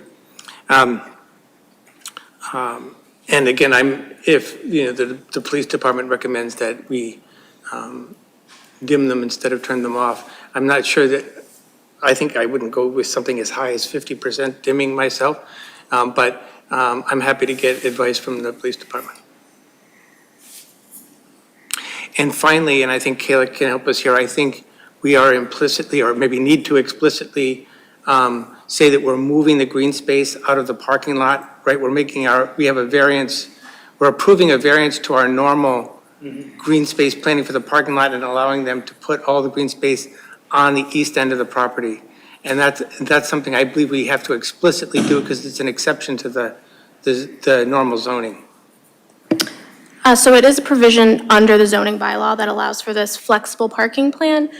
So yes, the board will have to make a finding saying that it is better for the site, it's more advantageous for the neighbors. There's a specific list in the bylaw of what the board has to find to approve that. Right, and so that'll be something I guess we vote on next time, but that needs to be a condition or whatever else is appropriate for that. And I think that those are all the things that I had. Dean? Yeah, onto the lighting issue. I was going to suggest that as well, that we check with the police department. I can't imagine that it's a good idea to have that parking lot filled with very expensive automobiles left in total darkness. Considering that people are having their catalytic converters stolen off their somewhat older vehicles parked on the side of the road, it just looks like it would be a flea market for car parts stealers, thieves. I think, whatever is a reasonable level of lighting, I certainly understand dimming them, but A, I'm concerned with very real possibility of theft, and B, even though the place is closed, some folks will wander around and take a look at cars after hours, and don't want them to stumble and fall, and we don't want them to run into individuals hiding in the vehicles with less than honorable intent. So I think I'd give you an example. The high school, right down the street from me, the lights are on all night long, even though there's not expensive car inventory there. All the shopping centers in town, there's significant lighting left in the parking lots. The town hall, the library, all of these public areas are good spots for crime, and I can't imagine approving putting in a requirement saying that all the lights have to go off in an area like this. It's just a recipe for disaster, and I hope the police chief will back me up on that. Alyssa? I'm sure he will. I guess I would caution just asking the police staff what they recommend, because I think when there was a request for, what do you recommend with Mass Ave through West Acton, it was more light is better for if we have to respond. So I think that perhaps we could get some data on the level of dimming that happens in those other places that Dean just mentioned. What's the percentage that we dim at Town Hall? What's the percentage that it's dimmed at a shopping plaza in another part of town and at the high school? Because I'm okay if they don't go completely off. But even if they did go completely off, we're not gonna leave that parking lot in complete darkness because there are street lights all along Great Road. It's pretty bright. And there's also a second road here, Nagog Park, which has lighting. And the buildings themselves, when the lights are on, those throw light after dark. So it's definitely not gonna be too dark. But I think that data would serve us better.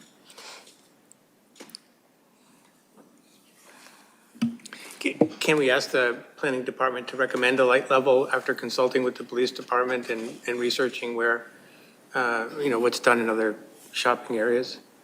I think you might have a sense of the board, and so, and then we can discuss the I'm details. seeing general nods. I mean, we'll get something back and we can discuss it more, but yeah, the more research, the better. My only observation on this is that eyes are really good at getting used to low levels of light. So if it's dimmed surprisingly low, even 10% or less, the eye sees it as, oh, it's like a moonlit night. It's like a full moon. I can see everything just fine. So I don't think we need much light, but it'd be good to get actual data on that before we make a decision. Other conditions? Yeah, Alyssa.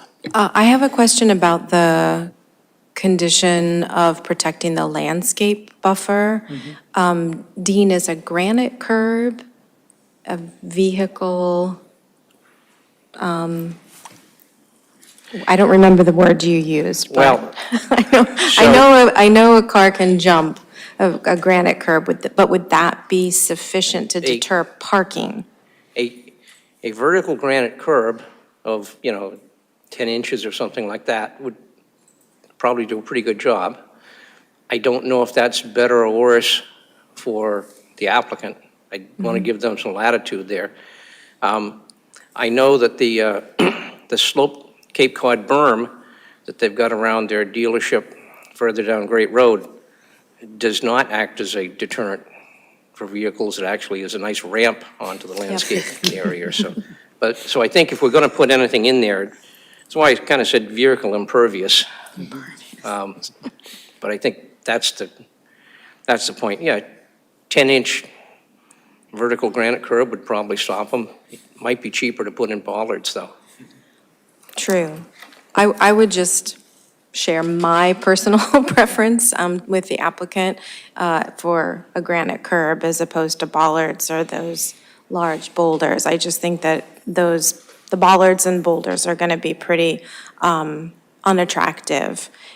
Even a guardrail, like the very low guardrails that I think these large parking lots might use loaders to move the snow rather than just shoving it against a guardrail. It could be dumped over it. So I think something that's attractive would be important. Considering how much is in this plaza, the density of residents around it and other businesses and office buildings. It would be nice to have it be appealing. Kayla's got a thought. Apologies to go back to the lighting. I just wanted to make the board aware that if we provide new information to the board regarding lighting, we will have to reopen the hearing to accept that new information at the next meeting. Well, we've certainly done that before. Yep, thank you. Go ahead, David. I was just wondering for Dean and Alyssa, is there a landscaping solution here that would be vehicle impervious? I mean, if you put, I don't know what that would be. I mean, you don't want to put landscaping trees that close that the car can't get through them, but I think, that to achieve what you'd want with trees, the density of the tree planting would have to be so thick, and you'd have to have it so close to the edge of pavement. I don't think it's really practical. So I think, they've got a pretty accomplished landscape architect. I'm sure that if they're told they're going to have to comply, they'll figure something out. And just to add another factor to this, it seems like we want a certain pedestrian passage possible there.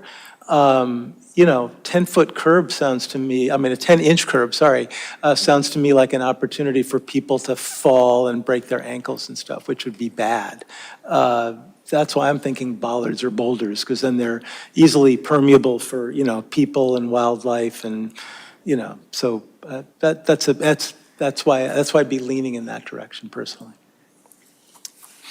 But I'm happy to wait for getting a recommendation back from the planning department on that one.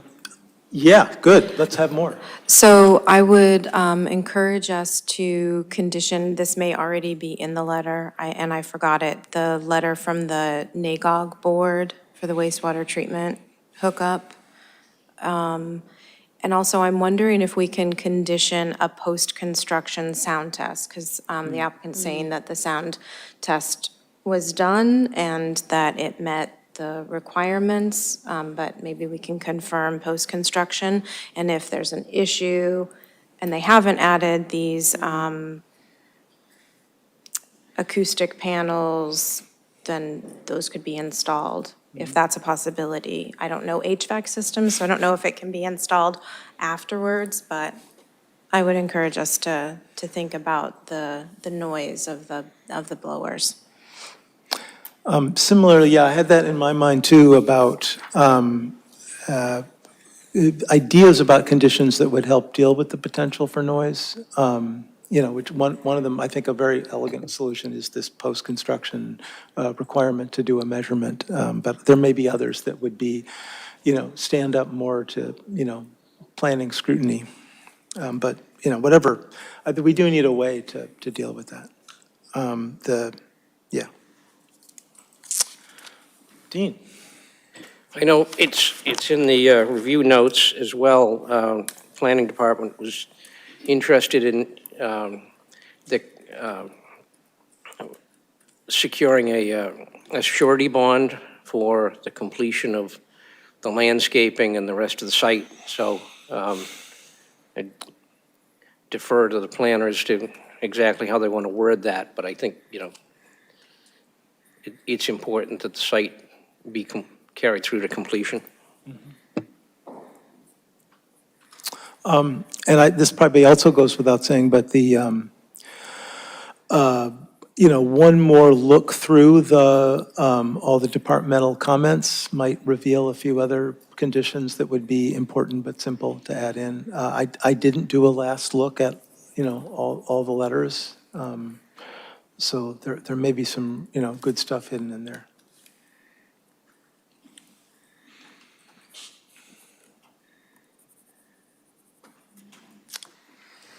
So I think, David, you said that you didn't care whether the delivery condition was during operating hours or 7 a.m., but I think because we heard tonight that the operating hours start at 9 a.m., that we should not specify 7 a.m. So I have an opinion on that, that it be operating hours rather than the specific time. David, a So response? I would just say that my trash is picked up at 6:30. So I think 9 may be late for trash pickup. So this was, I think you were combining delivery and dumpster. Also, you'd like to leave them separate and have the car Right, deliveries? if the car carriers are coming in, then I don't want to leave open the possibility that I don't know why they would if they're not open before 9, but I suppose unloading. I really appreciate that the unloading is happening between the buildings instead of on the east side, but during operating hours seems to make most sense. The other thing that occurs to me about waste pickup is that there's often, a job right at the end where you're about to close the business as you for the night, as you take all the trash and you put it in the dumpsters.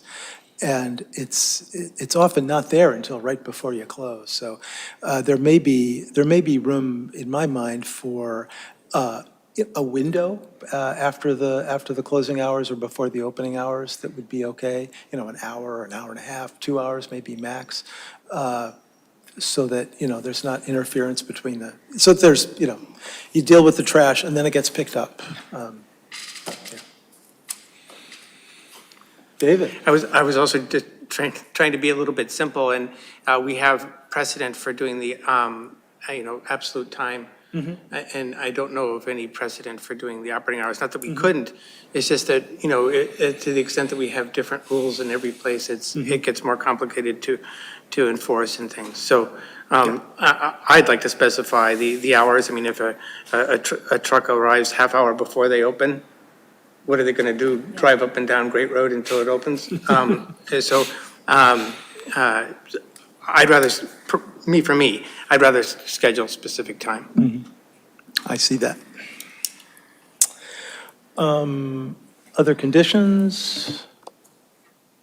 No? Do you have questions answered to the extent that you feel like you could draft something now? Yes, I do. My one question was about, do we have specific hours we would like to see conditioned that you were referencing, David, or? Yeah, David, you were referencing maybe whatever the actual name is of the Trader Joe's Mall? Yes, we specified hours, predates the members of this board, but the hours there for deliveries. So I had suggested 7 a.m. to 7 p.m., but others probably do have other opinions, so. Yeah, I mean, keeping it consistent with conditions we've placed elsewhere seems wise, yeah. And would that be for both, I apologize for this too, for both the car carrier and the dumpsters, or just for one? I think we were saying both. Okay.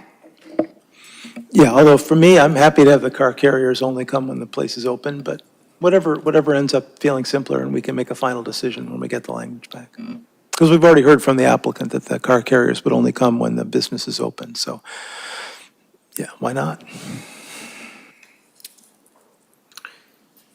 David? So just to summarize my notes, I had 5 conditions, plus the variable parking plan.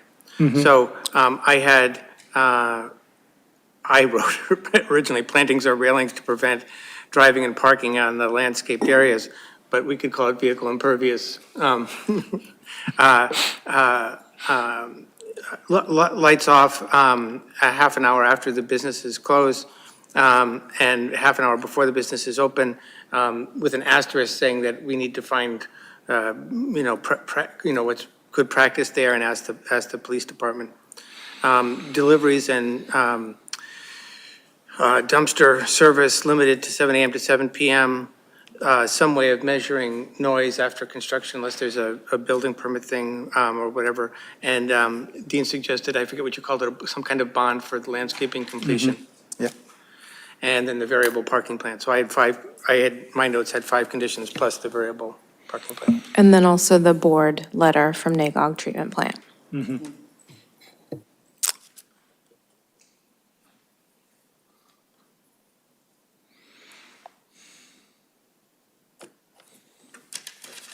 Okay, as much as I would just love to keep talking about this all evening, I do have a few more agenda items, so unless there's any last minute comments, we're going to move on. Thanks, everybody. So during the normal shuffle of people, why don't we start getting the Water Resources Advisory Committee folks all set up?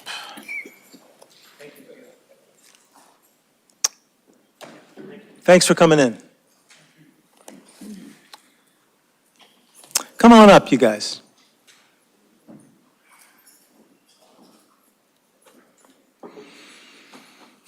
Do we need to do anything technical to make some images show up? Okay. Great. You sent us slides. Yes, okay. We'll make that happen. We're a little low technically tonight, but I'll bet you we can do that. Okay, great. Oh, look, it's magically happening. Wow. I love having invisible people doing things that are important to get done.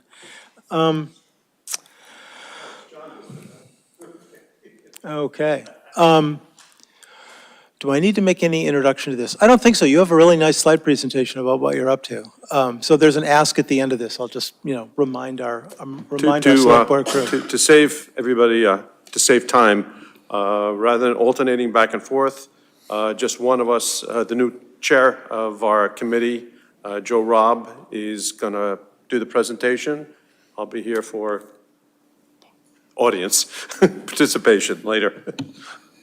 Thanks, Barry. Hi, Joe. Welcome here. Thanks so much. Thanks for having me. Appreciate it. My name's Joe Robb, Chair of the Water Resources Advisory Committee. You can see the names of the other committee members listed there for your awareness. How do we change slides? Is that John? Boom. All right. So We appreciate the opportunity to be here today. I guess, first of all, I should say thank you very much for having us. This presentation will cover these 4 topics. So we first want to refresh everyone's memory of what the charge is of the RAC, what our job is. We have worked for about the past year developing this groundwater protection document, and we want to explain why we did that and how we did that. We'll describe a little bit about what's in the document. And then finally, we did an analysis of, this is primarily an educational document, and we want to share it with people in the town of Acton. And so we did an analysis of what's the best way to get this information out to the town. So I have a table that summarizes pros and cons of different methods of delivering information. So we can go to the next one, John. So this is, I won't read this to you, but the Water Resources Advisory Committee has this task of advising the Select Board on issues related to water resource systems, water supply, surface water, groundwater, stormwater, and wastewater. For your information, there are additional details in the RAC charge on the town's website. So if you want more detail, it's on the website for you. All right, so why did we do this?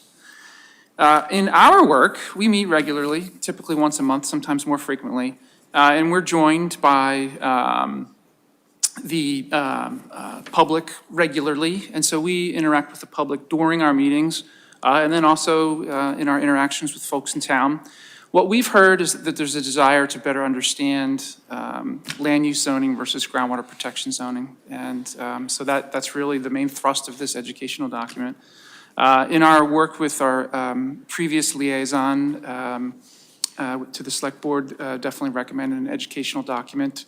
And we're also aware of some instances where local developers and businesses were not aware of land use zoning versus groundwater protection zoning. So those are the reasons why we spent time developing this document. The process that we went through started with an in-person meeting in 2021. And there may have been discussions before that, but this is the beginning of the timeline, I understand. And that in-person meeting was used to discuss these issues and identified creating such a document as being a good idea.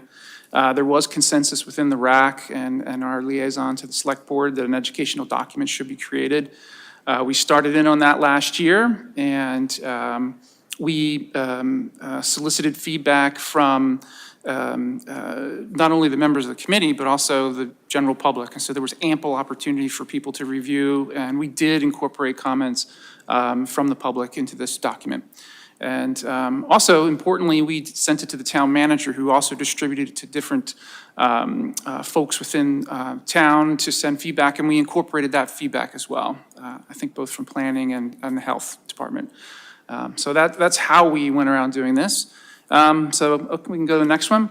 So this is just a little bit of what's in this document. So this is some original artwork here that shows really the kind of the water cycle. And you know, the target here was the, accessible to all lay people. So we don't use hydrogeology words as much as I wanted to. We, tried to use just plain English to describe where our water comes from. And so there's some, basic terms on there about precipitation, infiltration, et cetera.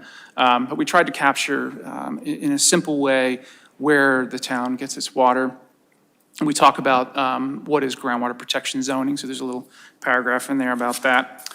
And then we can go to the next slide, John. And then really the other main graphic that we have in this document is a map that shows just some of the roads in Acton so that people can orient themselves as to where they live or where their business is located and the groundwater protection zones.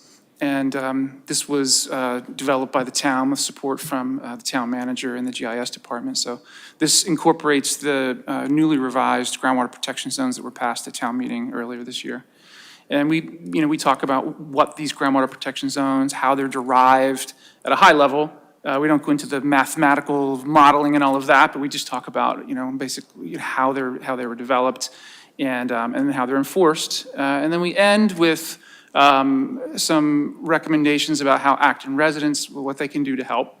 There are some links in this document that would take them to further information. So if they want to have more information about like specifically the groundwater protection zone at their house. They could go onto the Acton GIS, find their address, and find the groundwater protection zone where they live, or where their business is located, for example. So this doesn't have all the answers, but it's got links to answer further, more detailed questions. And same with, what you can do to help. We could have written a book about what you could do, but there's a link there to some fine documents developed by the state that have long lists of things that you can do to protect water resources. So that's the, just a brief overview of what's in there. And then lastly, we talked as a committee about the pros and cons of different methodologies. So first one on the list there is just a direct mailing.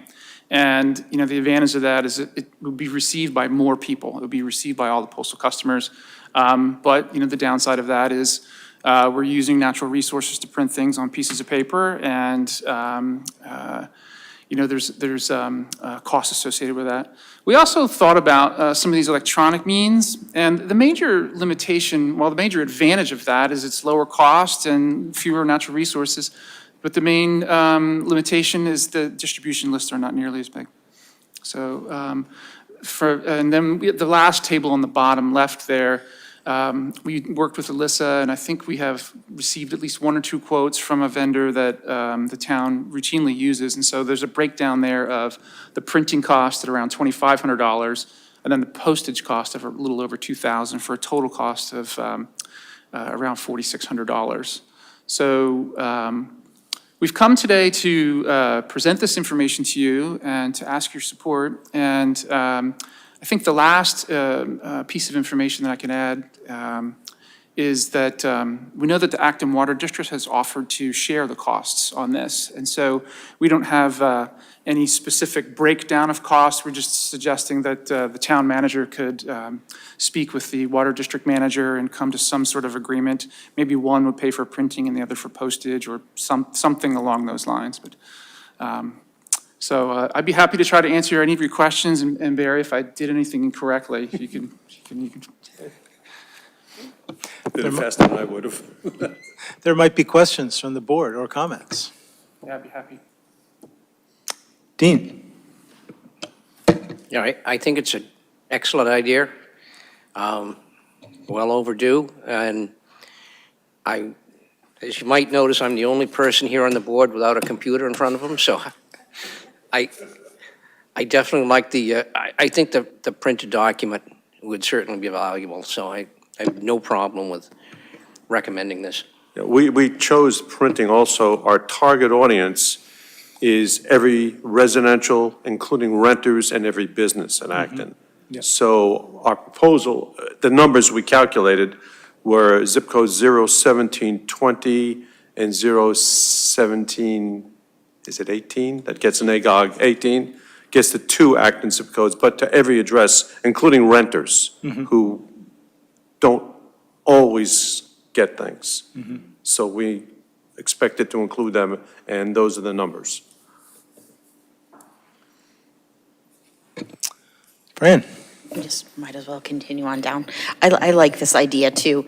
And I like the idea of Acton Water District sharing in the costs. I think that's important. I know that this is an important topic, and if people understand where they get their groundwater, and maybe that would help in less usage of PFAS items, et cetera. So they're both kind of linked, so.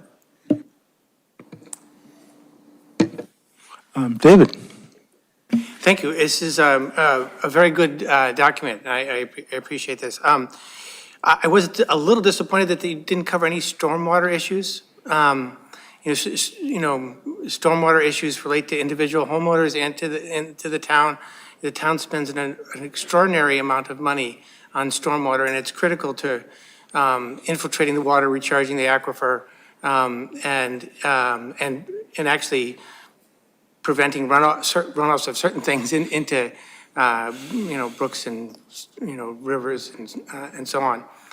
So I'm a little disappointed in that, but, and the other thing would have, I don't know if there's a good way to do this, but I think a lot of people would be interested in ways that they can avoid PFAS. And then you talked about some types of products here.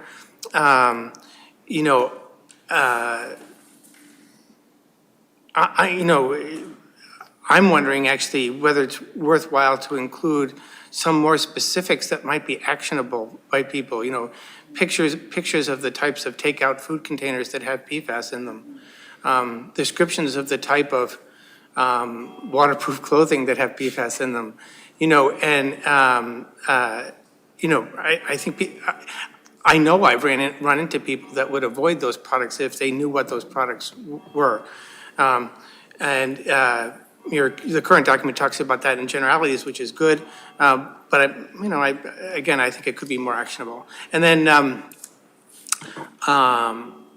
I think sharing the cost with the water district is good, and if that doesn't work out, perhaps it can be done as part of another mailing, combined with another town mailing.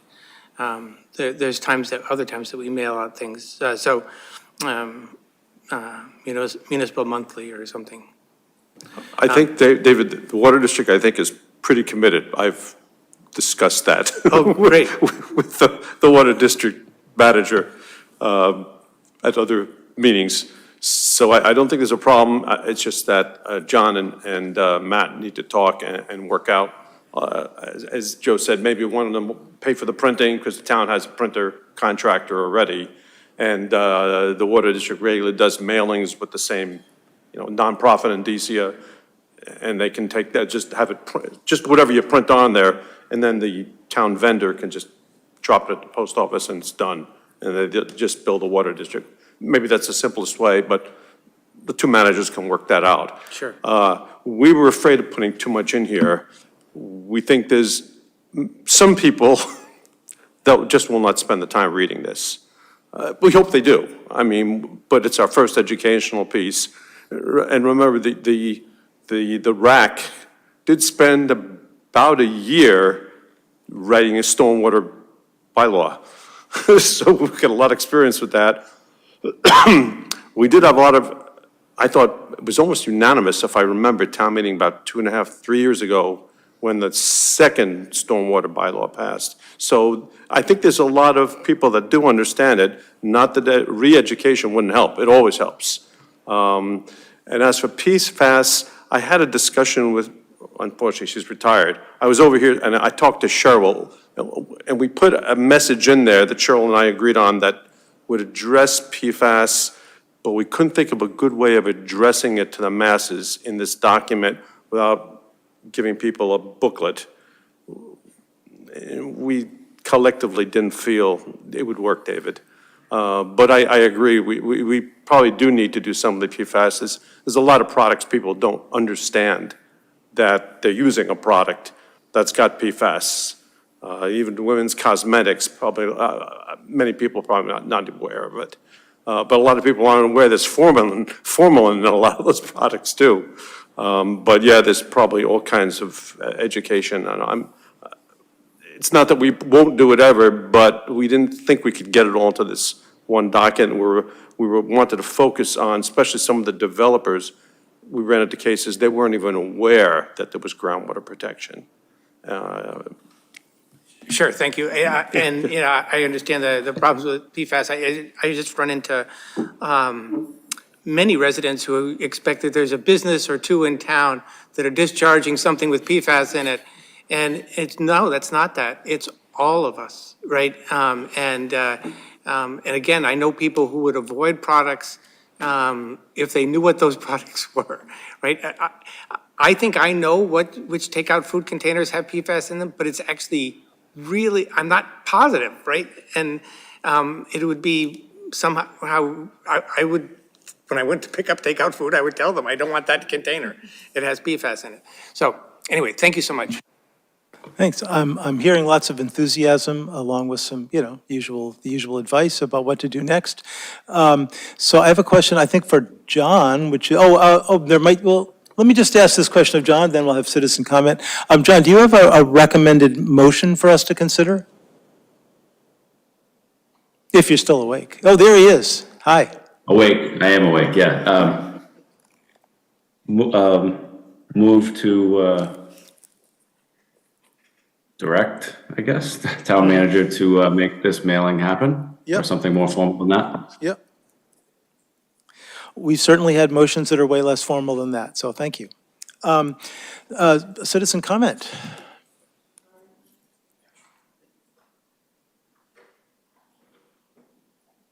Can you hear me? Yes.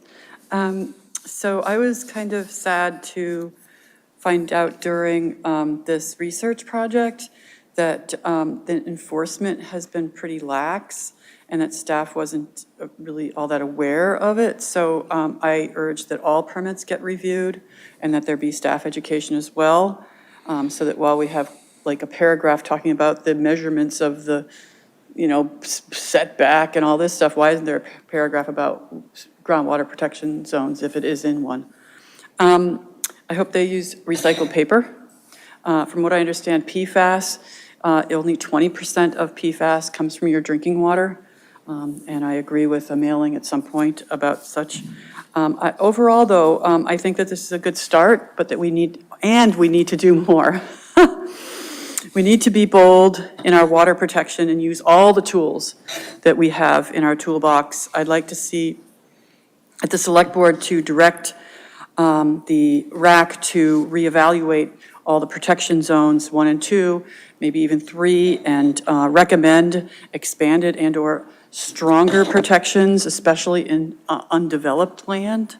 The OSRP, the Open Space Recreation Plan, can and should recommend changes in bylaws to protect land from land uses, destructive land uses, including land clearing limits, zoning limits on pervious house side, all this stuff, right? So the OSRP could do that, but the RAC can do that too for water protection.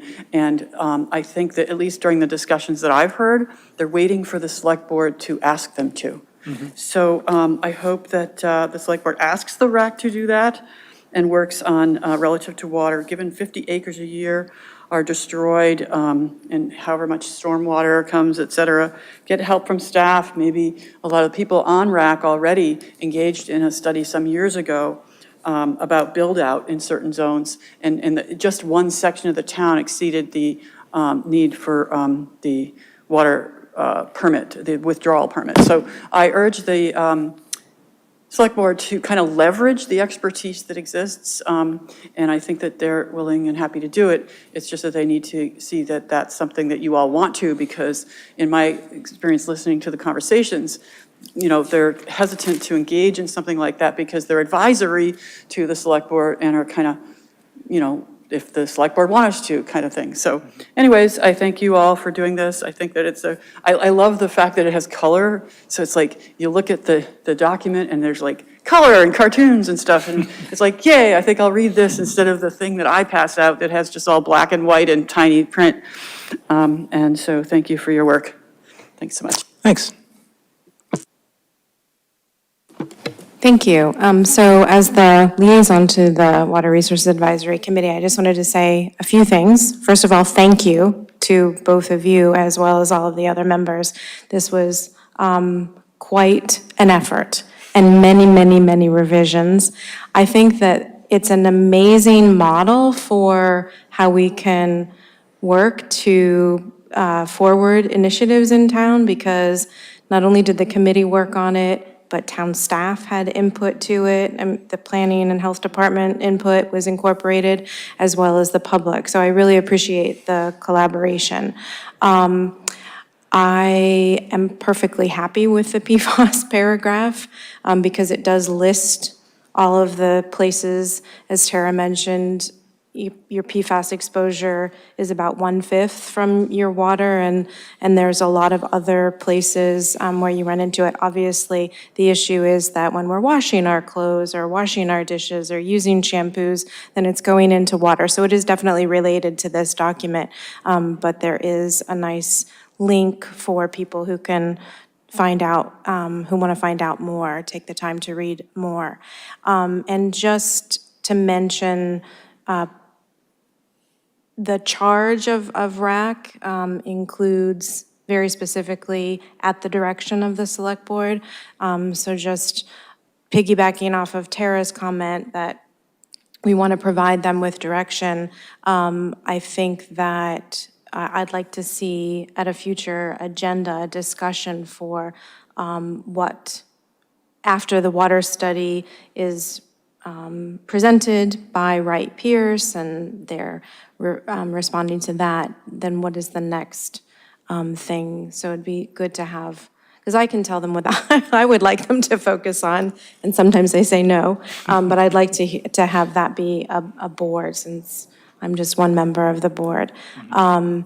And speaking of the Wright Pierce presentation, it might be a good idea for us to schedule attending that meeting, because that will be our only chance to hear that presentation. And it might not be just attending, it might be a joint meeting, if that's not too problematic, in case any of us have any questions or comments on that portion of the study that Wright Pierce completed. Thanks. Alyssa, since you are the liaison, would you be interested in making a motion about directing the town manager to get the mailing done? Sure. I move that this board directs the town manager to collaborate with the water district manager to get this mailing printed and mailed out to every Acton address. A second? Second. Okay, we have a motion, we have a second. Any more discussion on the motion? Okay, all those in favor, please say yes or aye. Aye. Any nays, any abstentions? No, we got it. Go, well, we're going to make this thing happen. Thanks for. Thank you guys so very much. much. Appreciate it. Appreciate it. Yep, I use guys generically. yep. I save all my town mailings. Oh, can I say one more thing? You can, although I'll notice that it's 10 after 9. I know, and- in addition to mailing it out, I'd love to see it on the website for Yeah. future folks, yeah. Yeah, absolutely. And people, when people follow these links and go to the website, we want a prominent news item that says, read more about all this. Yeah, thanks.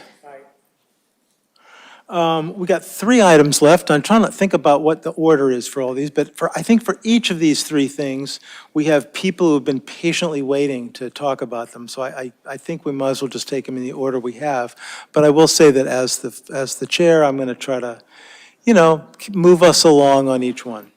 And if we're not done tonight, we'll just reschedule them another night. But let's go next to the presentation of the pre-ruled train whistle ban supplemental safety measure designs. Hey, John, you want to take us into this? Or not? Yes, Okay. Corey York, Director Corey York of the Public Works Department has been working with our consultant over the last several years to design and work towards improvements to our rail crossings to allow us to maintain our whistle ban. And he's here tonight to give us the latest on that effort. Corey? Yes, good evening. I was just going to try to share my screen here. There we go. I don't know if you can see that, but just going to go through the slides. I'm just here tonight to provide an update sort of on this project itself. As John mentioned, we've been working this over the last few years. We go through, as you know, in the town of Acton, we have a pre-ruled quiet zone. So the train whistle bans, and we're in the process of developing sort of crossing improvements to maintain that, so we don't lose the train whistle ban in town. I don't know if can you see my slides right now? Yes. Okay, all right. I just didn't want to get too far. And so as far as the train whistles themselves, I mean, it's predominantly all about safety, and they have their rules as far as levels and locations of blowing the horns at the different crossings and for different reasons. They have established rules. So in about 2000, the federal government established some regulations in regards to establishing quiet zones and the methods and criteria for those. And then in about 2005, they established the final rule. So at about that time, we went through the process and got our pre-rule quiet zone approved under the new rules. when I talk about quiet zones, just to give a quick update, it's an exception to their rules as far as requiring the trains to blow their horns. So it's looking at those criteria, and they establish some minimum standards. So if a community wants to establish a new one or maintain an existing one, they kind of have to meet some of the general criteria as far as the corridor itself. And they have sort of two rules. So we have the pre-rule quiet zone, which Acton falls under, in which we had a train whistle ban prior to them enacting these new rules in 2005, or a community that's trying to establish a new one that didn't have one when those were enacted. So in Acton's case, we already had a train whistle ban, so we fall under the pre-rule quiet zone itself. So looking at the quiet zones in Acton, our corridor, it consists of about 7 crossings. 6 of them are roadway at grade crossings, and then Main Street is the bridge over. So this is sort of our corridor right now that we have the quiet zones. And as far as what we have to do to document with the Federal Railroad Administration is we have to do a calculation looking at the characteristics of the quiet zones. So in Acton's case, or any community, you go through this process where you are entering in all the sort of the physical conditions, traffic, the crossing gates, accident data. So taking all that criteria, putting it into their formula, and it creates a sort of a risk index. So each community will calculate their own quiet zone risk index, and then depending on which category you fall under, if you're trying to establish a new one, you're needing to be in compliance with the risk index with horns. In Acton's case, we're looking at the national risk threshold, and for pre-rule quiet zones, we need to have our quiet zone index be less than sort of twice the national threshold, and have no relative accidents that could be correctable if we didn't have the whistle ban.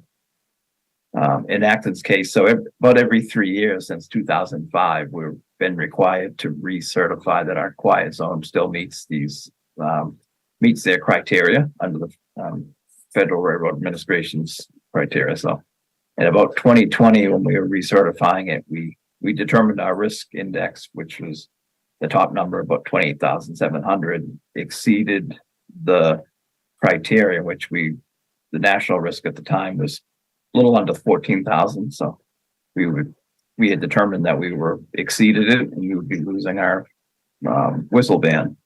So we started the process of looking at options to be able to go to the Federal Railroad Administration, show them what we're proposing to do as sort of a corrective action plan to maintain our situation. So they have a whole host of different sort of safety measures that you can consider, from upgraded equipment at the crossings, center islands, all different options that you could factor in so that we can show that our risk threshold stays within the criteria.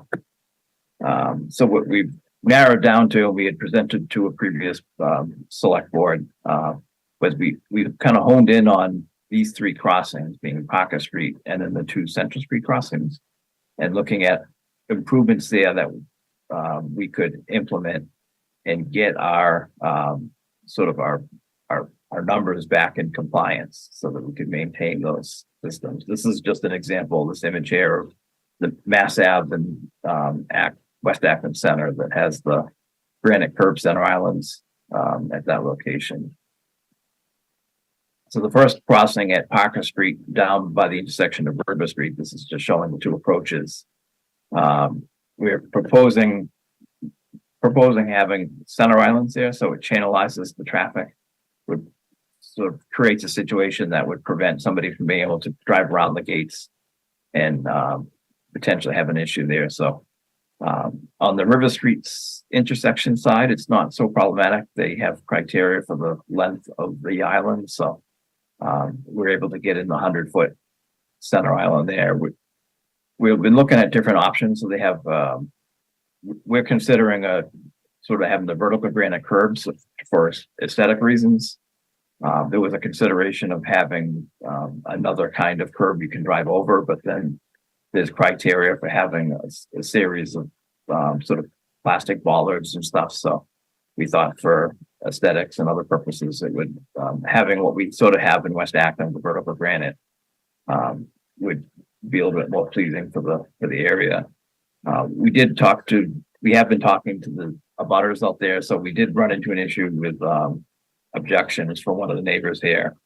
And we talked to our designers, and looking at the calculations we have so far, our engineers were pretty comfortable that even if we had to admit one of these islands here in front of this driveway, we met some objections that we would still be, our improvements would still, the net improvement would still get us in a position where we could reinstate our whistle ban. So in this case, it shows the islands on both sides, and we did meet with the property managers for the condos and presented this concept. And everybody has some concerns, but they were generally okay with the approach and moving forward with what we talked to them about.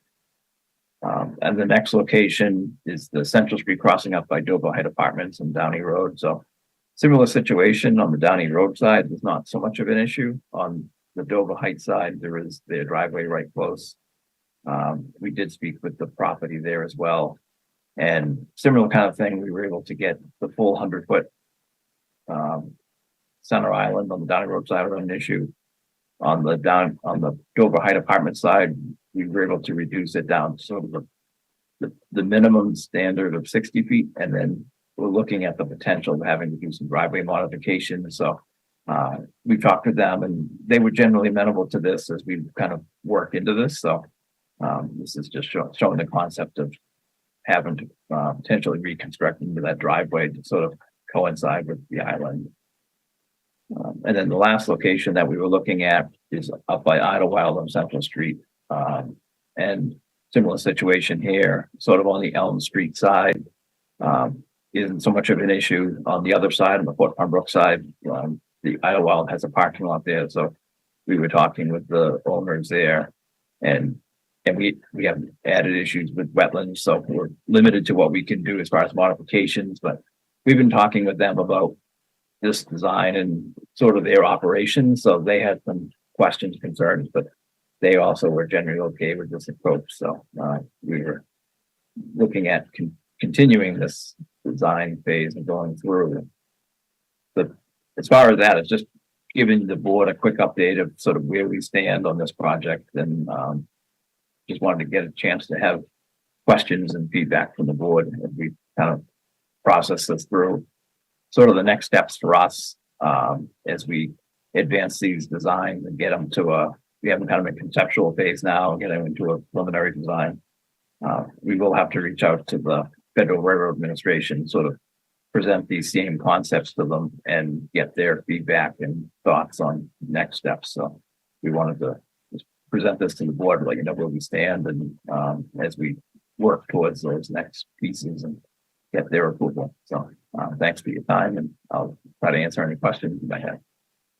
Thanks, Corey. I just want to say on behalf of the board, just deep appreciation for all the work that's gone into this, and having to wrestle with these complicated railroad requirements is, I'm really glad you're doing it and not me. I'm happy to have questions. But I will say as the chair that if we can keep them short, that's good, because we still got a couple more agenda items. But there may or may not be questions. Great, okay. David's got something. Just a really quick question. Corey, do you need any kind of vote from us tonight? No, as I mentioned, I had previously gone to not this particular board, but a previous board as we started the project. So I was just coming tonight to give you an update of where we stand. So I don't need a vote per se. I just wanted to let you know where I was and where I'm headed. Thank you. The design looks good to me. Mm-hmm. Yeah, keep up the good work, and I'm sure if board members have particular technical questions, they can track you down via John and, ask away. Thanks so much again. Great, thank you.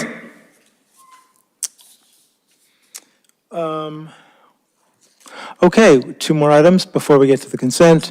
Affordable Rehab Trust, which is the Select Board goal number 10. And this is one of those items where, as I said at the beginning, we got an updated version this morning. So let's see what we can do with what we got tonight.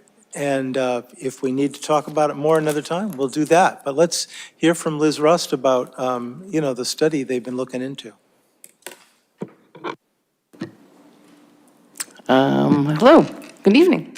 I'm Liz Rust. I'm the Director of the Regional Housing Services Office, and I was glad to put this Rehab Trust feasibility study together for you. Right. So I think we're going to go through, who's doing that? Who? Is John doing that? Yeah, There we go. That's exactly what we're going to do. We're going to go through section by section. I started to do a PowerPoint, but it was really just repeating the whole thing, so I think we'll just go through the report. I think you had the first version of the report some time ago, and so we've just added a little bit more detail and another option. So again, this was commissioned by you and in response to a citizen petition, so we've drafted this report. In terms of your action tonight, I don't really have any input on that at all, so that's really up to you all. So I'm just going to give the report, and you'll decide what kinds of next steps you'll do. The project goal, so you can read that there, sort of aiming to create 20 units of housing using existing condominiums over a 5-year period, and to serve lower income households, and to provide some ongoing financial requirements, and to register them on the subsidized housing inventory, right? So there were sort of 5 project goals there.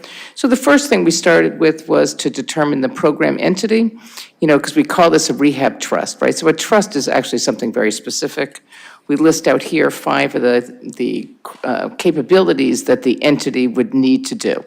And we went through, I think we could go to the next page. We went through 4 options in terms of what entity to work with. And for this pilot program, for expedience sake, we really started with the expanding the housing authority because they had much of the things in place. Starting a new entity with new board members or new finances, and sometimes you're going to need some legislation approval, was really a long haul. And so that's where we started. The housing authority isn't ready to actually take this work on. And after going through this and looking at the feasibility, which really it comes out, it's not really financially feasible the way it's been laid out here, they weren't really prepared to go forward. So the report doesn't really have a good solution in terms of program entity. We've left it as the housing authority, kind of, but look, we didn't put in any costs or anything for any other entity to orient that. So if it went forward, a few things would have to change, and this would be one of the things that would have to change. So once you have the entity that's going to be purchasing the properties, then you would go forward and you would actually purchase the properties. So the model assumes here, you get 2 in year 1 because you have startup, and, it goes on and through that kind of detail. There were 2 options that came forward, really whether you would purchase, 1-bedroom, smaller, lower price units, or option 2, which would be a mix of 1 and 2 bedrooms and a little bit bigger units. So we've laid them both out, and the numbers that you'll see really goes through option 1 and option 2. We did some analysis here, looking at past MLS data for the last 18 months. And using that, though, it's difficult. Like if you did this project, right, it would probably take you 2 years to kind of, get all the money, get it going. And then you're going to be buying units for 5 years. So we're trying to extrapolate now what prices you would entertain for 7 years out. Who the heck knows, right?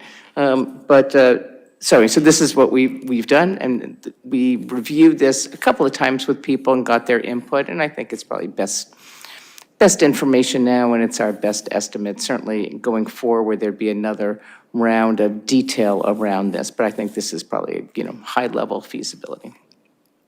So once you find the property, you'd have to, you'd be pretty proactive, like if you're doing this, you'd get a Realtor, you'd be looking at the property, and you'd make an offer, you'd check out the condominium, you'd do the inspection, and, you'd go forward like you're really, you're purchasing that real estate.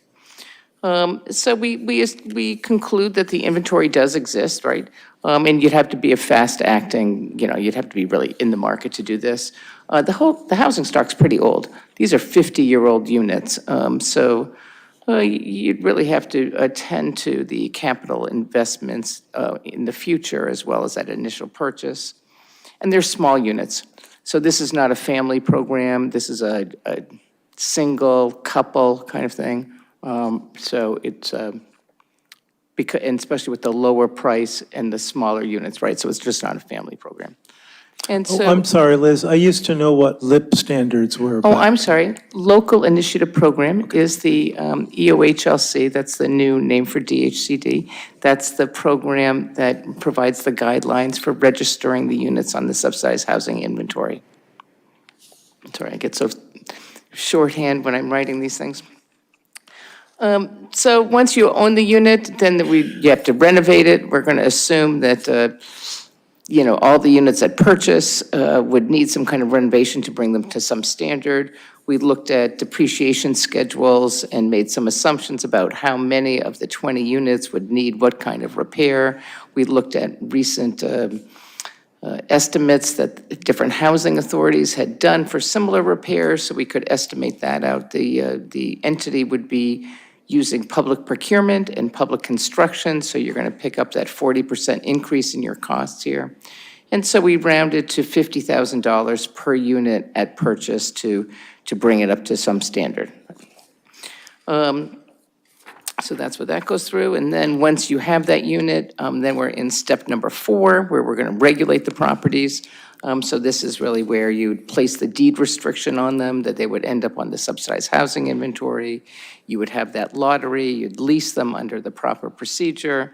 And once you put the restriction on the property, it does restrict the resale value. So at that point, the value is limited and is less than what you purchase it for. So there's a, that's what that's shown there, right, in that table. If you scroll down just a little bit on the table, yeah, right there. So you could see for option 1, where you have the 10 one-bedroom and the 10 two-bedroom, and then versus option 2, where you have the purchase price plus the $50,000 of renovations, the restricted value for that unit, and you can see there the difference. So you have the cost, it's going to cost you, $7 million for the option 1, $5 million for option 2 there, and what your resale value would be at that time. Now, we did look at the resale value at the end of the pilot program. So really say, like, what is the balance sheet of your real estate at the end of the program? We assumed a 6% increase of the income limits, which is used to calculate those values. Okay. I'm just going pretty quick because it's kind of late and you've had a long meeting and, but you can ask any questions as I go or just wait till the end. And then we looked at the rents, and that's right here, shown on the next page, and we extrapolated out the rents using the 6% income limit increase that we've seen over the last couple of years, and that's what drives the rent prices. So the difference, again, option 1 has 1 and 2 bedroom units, so they're going to have higher rents, and option 2 is just 1 bedroom units, but it's not so different. You can see that. And then you're in the leasing mode, and people are going to move out, and you have new tenants coming in, and you're doing the recertification. So that's kind of the whole program. The financial requirements, if we look at here, I did a summary chart, which is probably helpful. Really 2 parts. One is the pilot period, and then the second chunk is what your balance sheet would look like at the end of the pilot period, and then what the annual operating would be. So in the pilot period, the capital cost You could see there, 7,400,000 versus 55,200,000. I don't want to read all the numbers, I'll get a little tongue-tied doing that. But the 5-year expenses, giving you a total, that's your total cash outlay, if you will.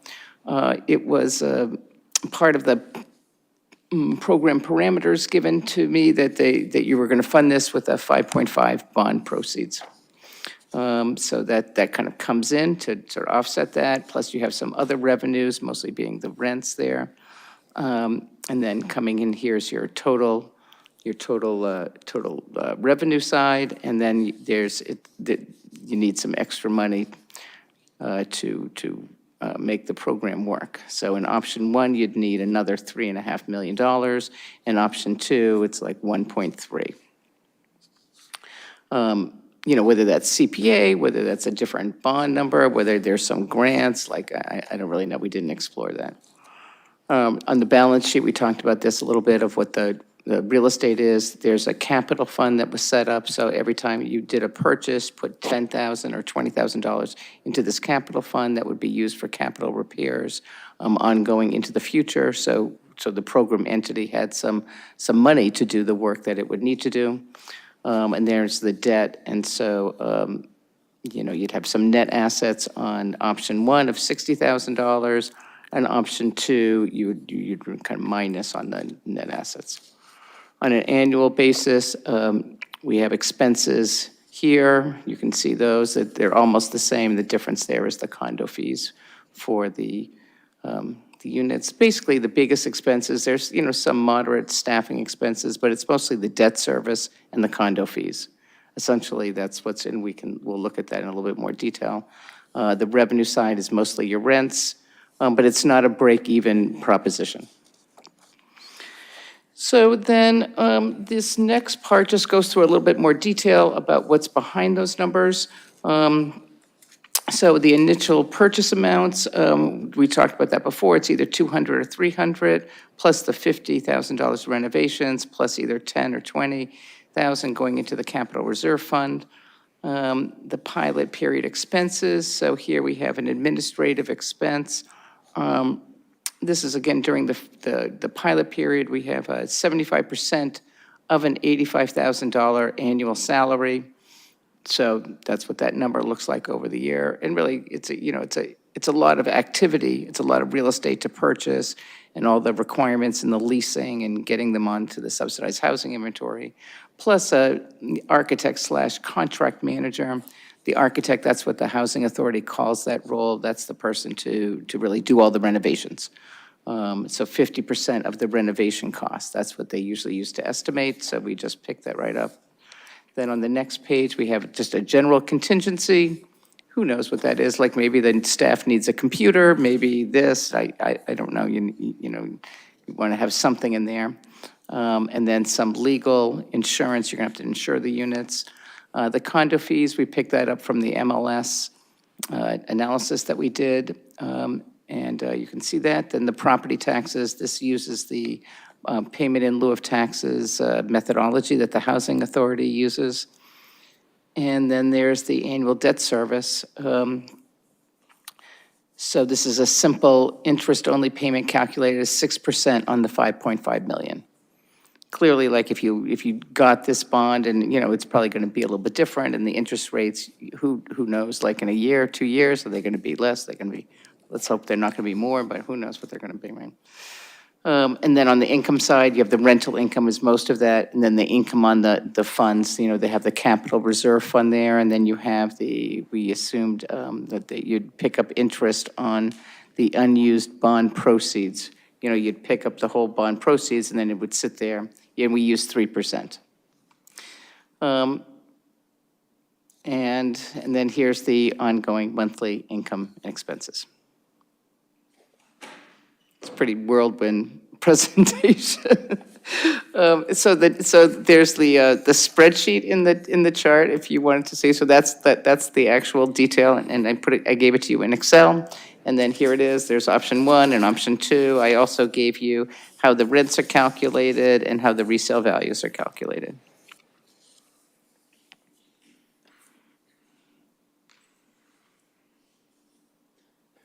Thanks, Liz. It's so great to see this laid out with this level of detail. Really appreciate it.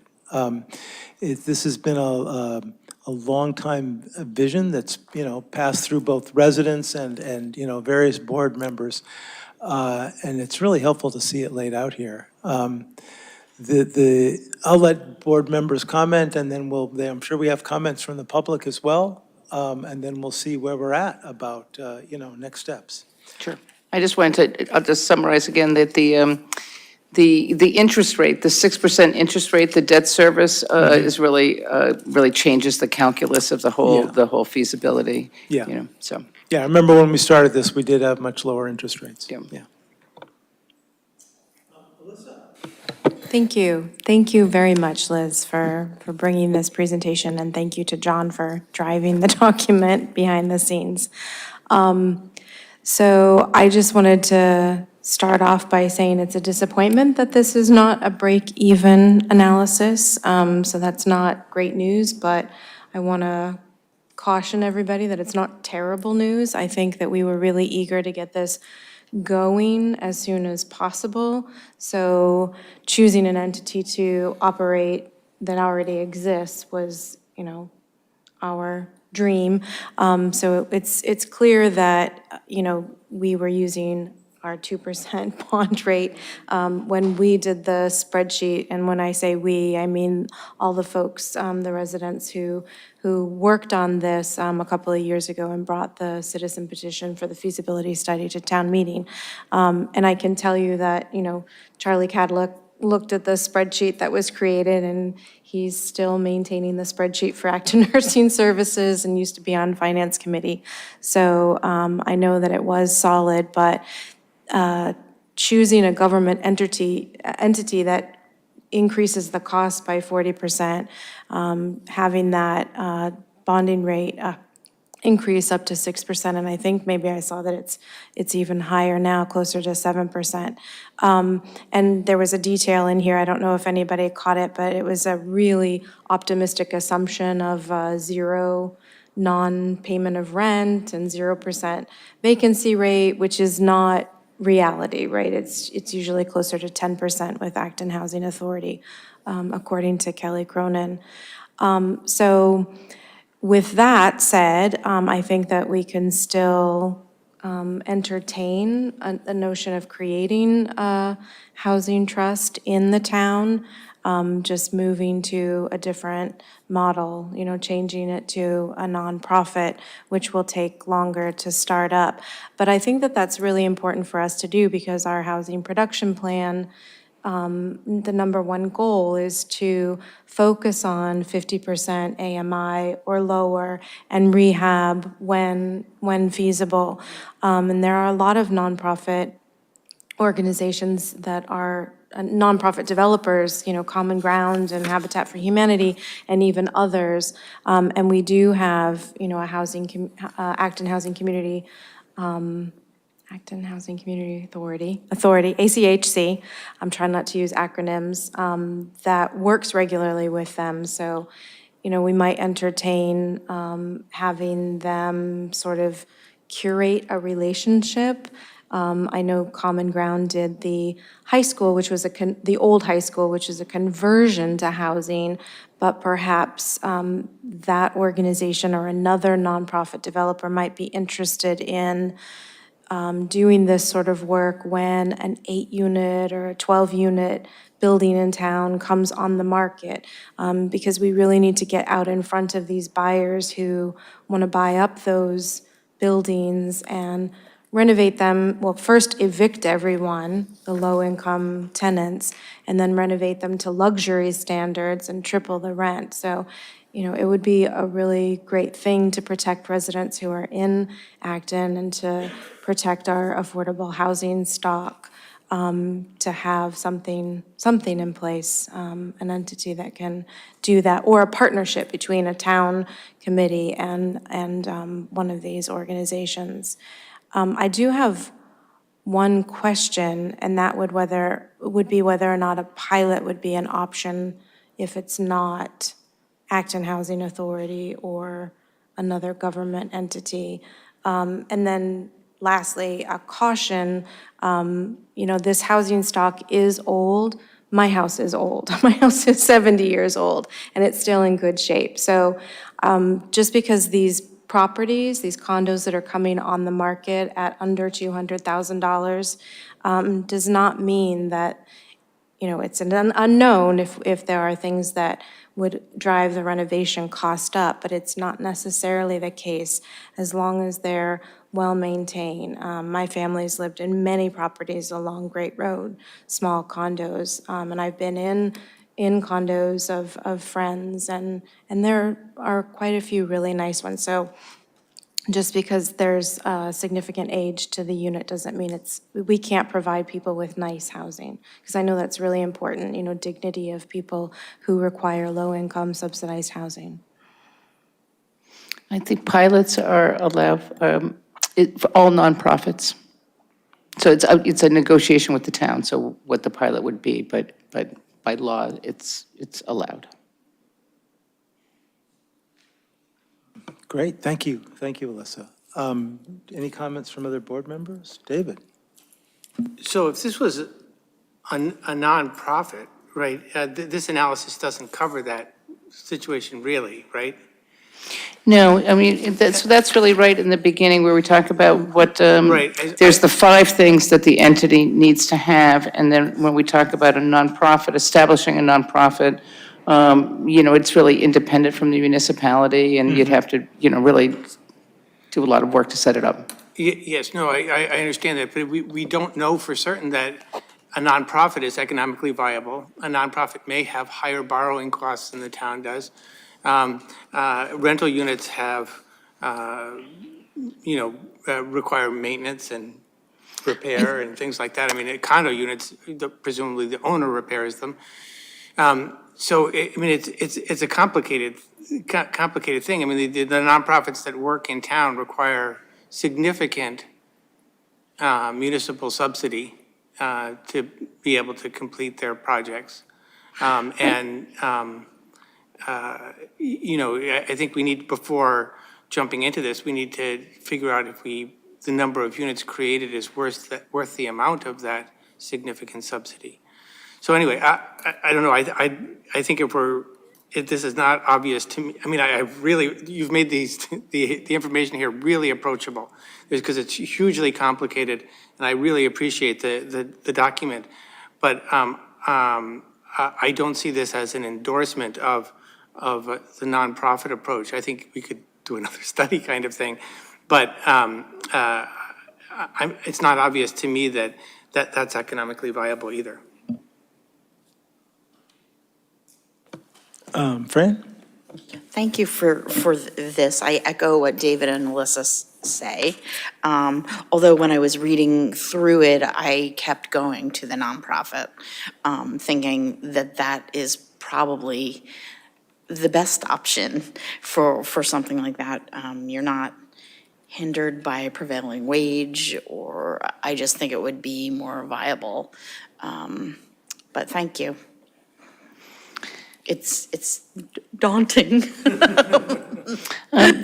nonprofit, we didn't go through that, but a separate nonprofit. Now, partnering might be a more effective way to go about that, but a separate nonprofit would have more overhead to create, certainly. Just to set up, and they don't have any staff or any of that, so they would have to hire, I don't know, hire those people, so it's not 85% of a person. You'd have to actually hire the whole person, like some of those things. And they'd need an office, they needed this, they needed that. So leveraging an existing organization is really a great, especially for a pilot program, right? So. Yeah, thanks.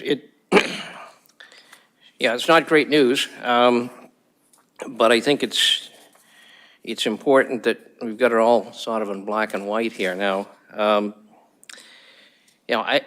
I don't really see a logical path forward for the town to be involved in this, frankly, for a lot of different reasons. I mean, one is obviously the funding aspects of it are just incredible. The discussion about CPA, CPA can come up with, 1.5, $1.7 million a year. And that's got to get spread out amongst all of the interests. So I don't see much chance of CPA being able to make a significant contribution towards something like this. CPA has been very important for established operations like the Acton Housing Authority and Habitat for Humanity and ACHC. But I think the numbers here, I'm only chair of the CPA, I'm not a CPC, I can't speak for all of them, but I just don't see that this is something that they're going to embrace. And obviously, we're years away from even talking about going for funding for this. Earlier in the evening, we were talking about the possibility with ALG of having to discuss a significant operating override, to support the schools and presumably the town. So this would be another big override that would require, a significant vote on a ballot question, town meeting and a ballot, to come up with any kind of funding. I don't see that happening.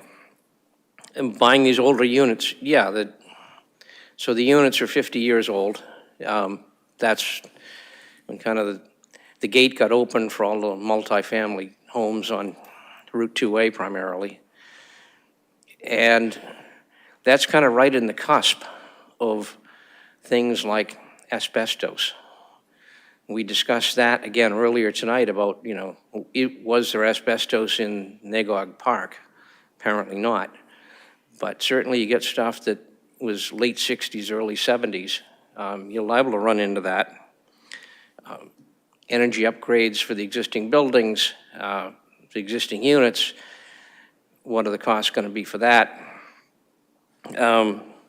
In addition to the idea of, what you have to do for an upgrade, then you're going to think, well, what do we want to do?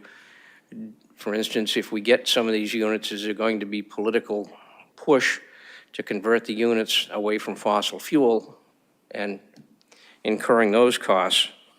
And the question about any changes to the building codes that have recently been approved, what's the impact of that on the renovation costs of these units, which are 50 years old?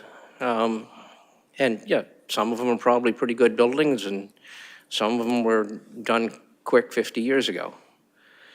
So I think if there's a nonprofit out there or a group of citizens that want to start a nonprofit, it'd be a great thing to do, but I just don't see a viable path for the town being deeply involved or writing a check for this. But we had to ask the questions, and now we've got the answers. Thank you. Thanks, Dean. Some quick comments from me. I think we have to lay these options against the costs that we're now incurring for building affordable housing. If you think about the, cost per unit, either McManus Place, like McManus Manor or Tavernier Place, it's a lot. It's well subsidized in our current housing model. I mean, there's more money right now, grants for, new construction as opposed to rehab, but that can change as we understand the environmental impact of new construction at a federal level. That may shift the balance of the funding that's available. I also came to the same conclusion about, partnering with an existing nonprofit might be the way to do this. If it brings down the cost per unit overall over that 5-year pilot period to, $40,000, $50,000 a unit, that's cheap compared to what we're spending per unit on building new housing. So this doesn't, it doesn't feel like the end of me, it just feels like it's, you know, we're now trying to find a path forward. The other thing in terms of funding sources that has been sticking in the back of my head for a while, which I've now heard about both from Jamie Eldridge and from Tara, and then every so often somebody else comes up to me and talks about this, is a real estate transfer tax.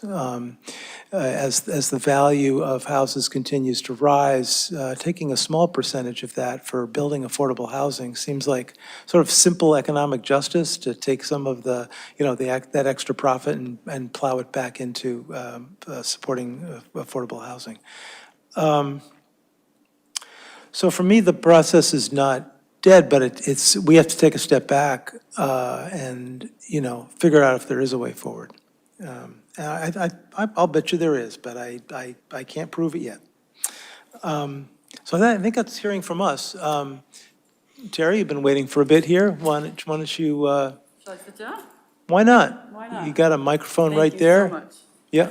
So I think this is fabulous work. Thank you for all these details. Gives us something to work with. Remember that we proposed this when money was 2%. Okay. There are federal grants for municipalities for housing, creating housing, including preservation, that are in the range of 0. But do we have those? We don't know. So if we had known that the cost of money had tripled or more, I think that we would have asked to pause the study. But now that we have it, I think it's enough to work with, I think.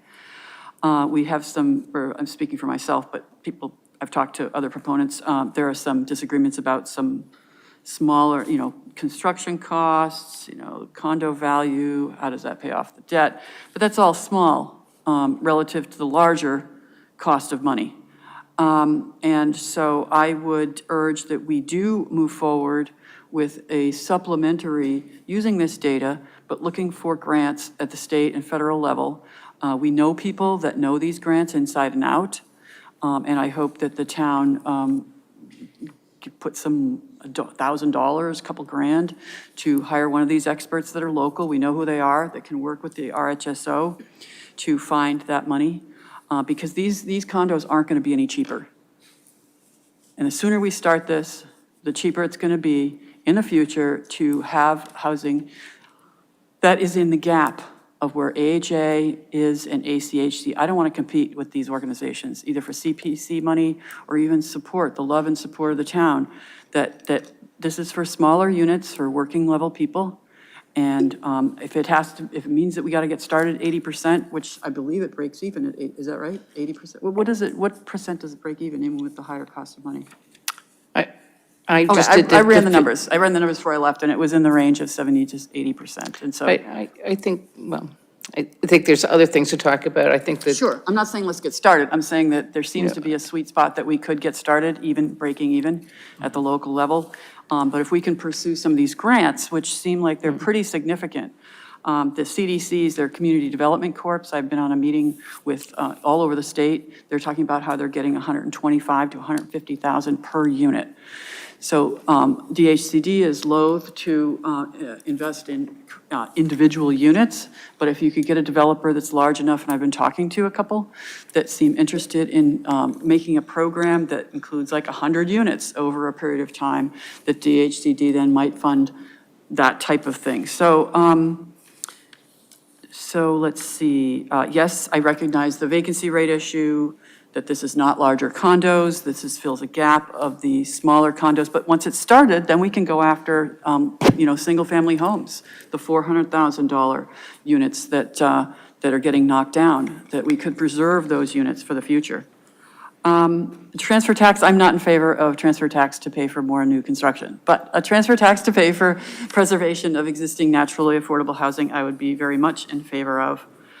So I ask, either way, I feel like we have a lot of information now to work with. I also noticed you had a little purchase option at the end. Was that you put something in at the end? There was a couple of spreadsheets at the end that looked like this, at the very end, that looked like a possible purchase program? No, this is how you calculate the value of the real estate. I get it, okay. So, yes, I think that this is definitely not I don't believe that we have enough information to move forward, because my or at least my perspective, is that this was proposed as a 2% per year municipal debt cost, and that's not happening anymore. So, but I urge you to not consider this a dead end and to do what we can to address this very important gap for the smaller units, for affordability levels for working level people, people who work at Donnellan's, people that work here that don't make enough to actually afford the 40B units at 80% median income. And I feel like this would be a really important project. We just need to find that sweet spot of how to fund it without the local cost or cost to the local taxpayer. Thanks so much, Tara. Thank you. Yeah, and also for all the work you've put into this over the years. Oh, great.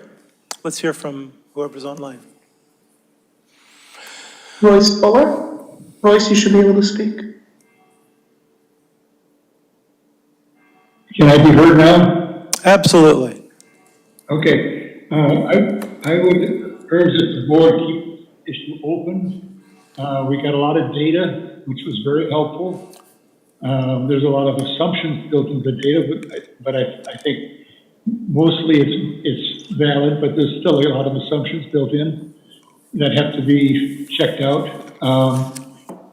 I start from the viewpoint of the basic concept that we have low-cost units around that are not counted as affordable in the town's income inventory, and we can make them count in the inventory, and we can avoid building 80% market units in order to provide 20% affordable units, and even the affordable units at 40B just don't meet this particular need. This need is at the very low end of people in terms of income, and this is trying to address that particular need. And I think we need to keep the door open. A lot of moving parts that have to be examined. I think this is more data that we can use, and I appreciate the study that was done. But I think this is just means more work has to be done. And I would like to see us all take the view of there's a definite need here that we all kind of recognize, and here's an approach that has the prospect of serving that need, and let's do what we can to support this, as opposed to finding ways which we say, we don't want to do this, we can't do this, not economically feasible. All the negatives bother me a lot, because obviously we won't go ahead until we find a way to make it work. But let's not be negative about it right now. Let's keep exploring things and keep the door open. And I urge the board to keep it open while other work is done to try to make this work. Thank you. Thanks so much, Royce. Just to, in the interest of time, it seems like one of the things we would need in order to have a useful conversation about this again would be to have a board member who was willing to go off and think about this and talk about this and come back to us when, they have a series of, new ideas, questions, or whatever to come back to us with. Because we're certainly not going to make any big decisions tonight about this. So I'm wondering if there is a board member here who'd be willing to take the lead on, carrying this forward a bit, understanding if there's options that we should be considering, talking to proponents, talking to other experts, and then coming back to us when there's, they have something in mind that would be useful for us to talk about. So I'm kind of looking around. So I am willing to continue working on this. So before I was elected to the board, Fran was our assigned board member, so she's been involved in this as well, and also the liaison to Acton Housing Authority and Acton Community Housing Corporation. So I don't know what makes sense. I mean, obviously I can reach out to folks that are on those boards and have conversations with them without being the liaison. But do you have any thoughts on that?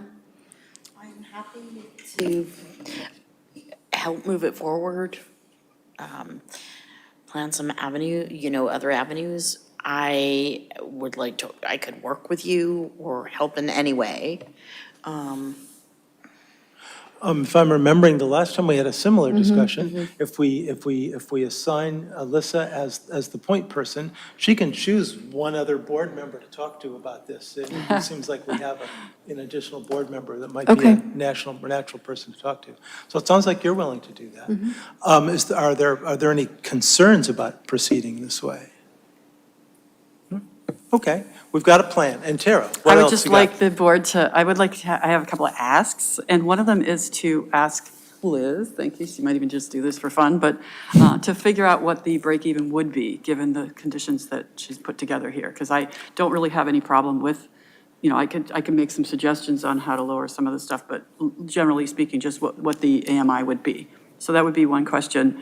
And then to get an expert that does this for a living, generally can't work for free because they work at a very low nonprofit rate to begin with. But it's my understanding that $1,000 goes a long way to get them to just look at what Liz has done and say, hey, by the way, do you know about these grants? So that way we can take that into consideration as to maybe a possibility. That's all.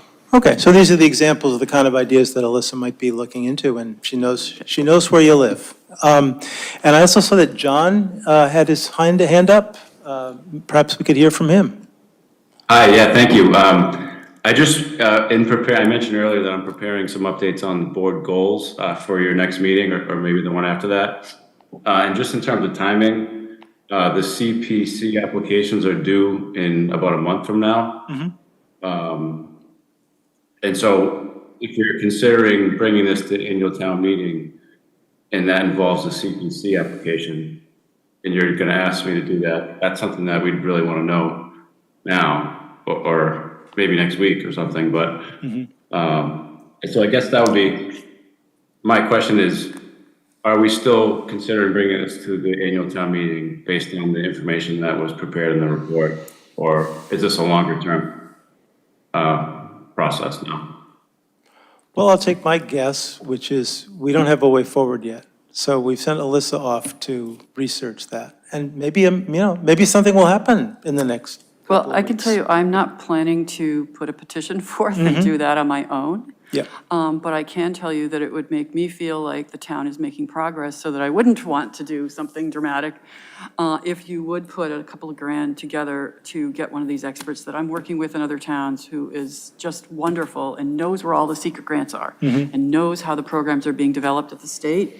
I mean, I don't know, how that would work, but I'm looking at other programs where people are getting significant grants and where developers are coming in and getting huge development fees to preserve existing naturally affordable housing, using DHCD money and tax credits and all this stuff, which I don't even understand how that works. But I know that there are people that are willing to do it, and we just need a little bit of money.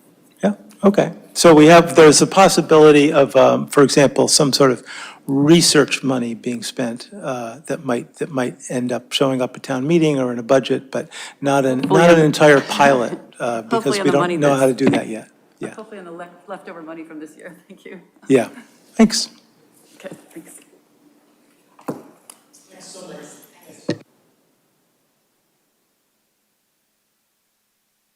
Of willingness to be here late. So, Nashoba Regional Greenway, the NRG, you've lasted here, and it's just about 10. But this whole evening has been so exciting. I think we can manage. We're alert here. I sense a willingness to hear.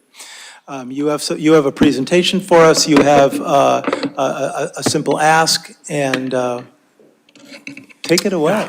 Well, thank you. Thank you for inviting me to speak, and thank you for being willing to stay beyond the usual time. So I'm here as the Acton representative to the Nashoba Regional Greenway, which is, and as a volunteer. Nashoba Regional Greenway, do I ask for the next slide, or? Yeah, thank you. So it's really a pretty quick presentation. I'll cover what is Nashoba Regional Greenway, what are its goals, their proposed routes in Acton, how we designate a route and what kind of support we're asking for. Next slide, please.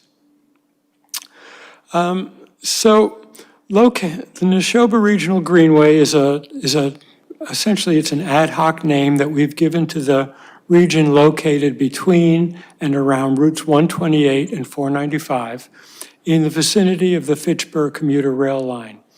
And we're lucky in this area to have many existing major shared use trails and greenways, such as the Nashoba River Trail, the Bruce Freeman Rail Trail, the Assabet River Rail Trail, Mass Central Rail Trail, and the Minuteman Bikeway.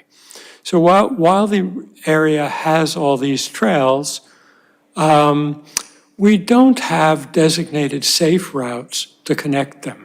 And we don't have designated safe routes to connect them to local businesses that people that are using the trails might be willing to frequent, and to attractions. For example, in Acton, the Discovery Museum, the Arboretum. So the trails exist. They show the Bruce Freeman Rail Trail actually shows some really beautiful sections of Acton that we don't see otherwise. But, and I think the town has done recently a lot to point the way to businesses nearby. But for example, to get from the Bruce Freeman Rail Trail to the commuter rail, or to the Assabet River Rail Trail, users or pedestrians and bikers are left on their own. So the Nashoba Regional, the NRG group exists to advance the idea of these sorts of connections. This slide shows some of the rail trails in the area, which I mentioned, and you can see that Acton is really kind of a hub in the center of this network of rail trails. The next slide. Okay, the next slide lists in more detail our goals. Improving the multimodal network connectivity within the Nashoba region, advocating for safe transportation from rail trails to attractions and between rail trails, promoting connections to places where people live, work, play within the Nashoba region, encouraging increased access to local agriculture and recreational spaces, educating the public on alternate modes of transportation, such as bicycle and pedestrians, and the safety measures that we can take on their behalf. And then we also are here to work with local town officials and state agencies to implement bicycle and pedestrian improvements and connections. And in the next slide, this slide lists some of the towns that have been involved at various points in the Nashoba Regional Greenway effort. There are about 15, and you can see that many of the towns in the area are represented. There's a URL here if anyone cares to follow after this meeting, which shows many of the proposed routes in these towns. And on the next slide, so the benefits for Acton: safe connections between the Bruce Freeman Rail Trail and the Assabet River Rail Trail, establish a safe pedestrian bicyclist connection between South Acton and West Concord, safe routes to neighboring communities. We're centrally located between participating communities, especially Maynard, Harvard, and Littleton. And I'll talk a little bit in a bit about why I highlight those towns. And then to increase access to local businesses from these multi-use trails. The next slide. The next slide just lists the routes in Acton. I think I've said a bit about them already, but I'll just point out that one goal of the Acton 2020 Comprehensive Plan is to enhance connectivity between neighborhoods in Acton and to promote pedestrian and bicycle as to make it easier for pedestrians and bicyclists to get around town. Details of these routes are in the appendix. I think given the hour, we won't go into them now. The next slide talks about the kinds of things that we propose could be done to designate or improve these connections.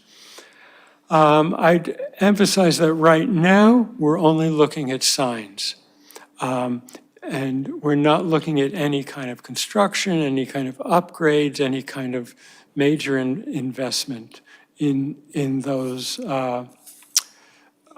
hardscape changes. But ultimately, we might like to see sidewalks, we might like to see additional bike lanes, traffic calming measures such as removing double yellow lines, reducing speed limits. Right now, we're really talking about signage to designate these routes. The next slide talks about what I'd like to ask you to consider tonight. Several communities are in the early stages of preparing a grant application for Mass Trails. If you're not aware, Mass Trails is an initiative of the Commonwealth of Massachusetts, several state agencies. Right now, those towns which are definitely involved in preparing this grant application are Littleton, Harvard, Maynard, and Devens. Acton is geographically located central to those four towns, and we're considering it as a possible participant in the application, depending in part, at least, on whether we decide anything tonight. The initial grant is for the design. The full scope is in the appendix, but the idea is to retain a contractor to provide technical details such as graphics, map, budget estimate, et cetera, to complete a full grant request by January 2025, which would fund signage and online route mapping resources. Again, the details of that are in the appendix. The estimated cost for stage one, or the design cost, is $10,000 per town. We intend for stage one to be funded by a Mass Trails grant, and therefore it would be 80% reimbursed. And if that grant is awarded, the net cost to the town would be $2,000. We would find out about the grant in June of 2024, and we would need to make the money available in July of 2024.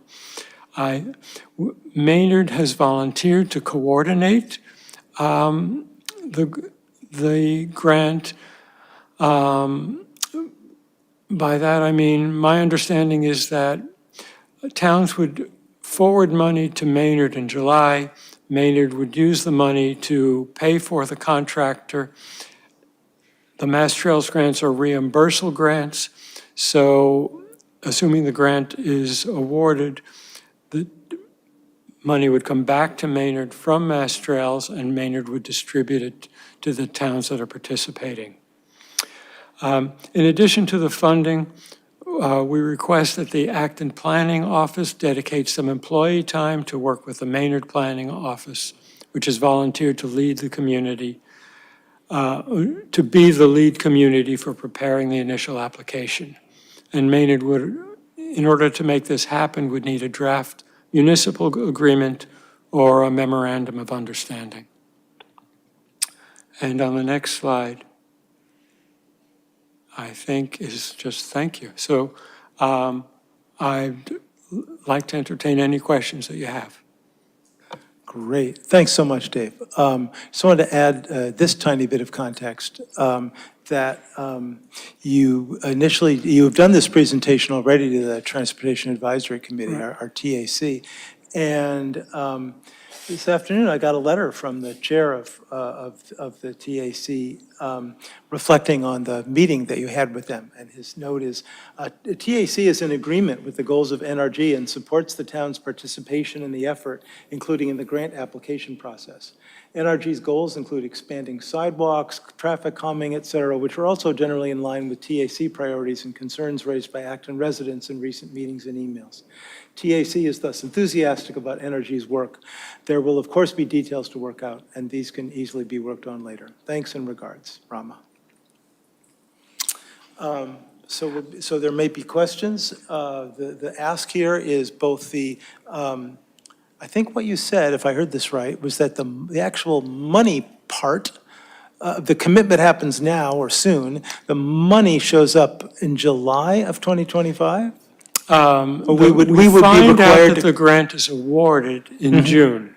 Okay, And then we need to forward the money to Maynard in July. great. And then it's reimbursed after it's spent. The reason I love hearing that is July is beginning of the next fiscal year, which gives us a lot more flexibility in terms of how we think about this. So I appreciate hearing that. Yeah. And then there's also a staff ask about, having a planning department person involved.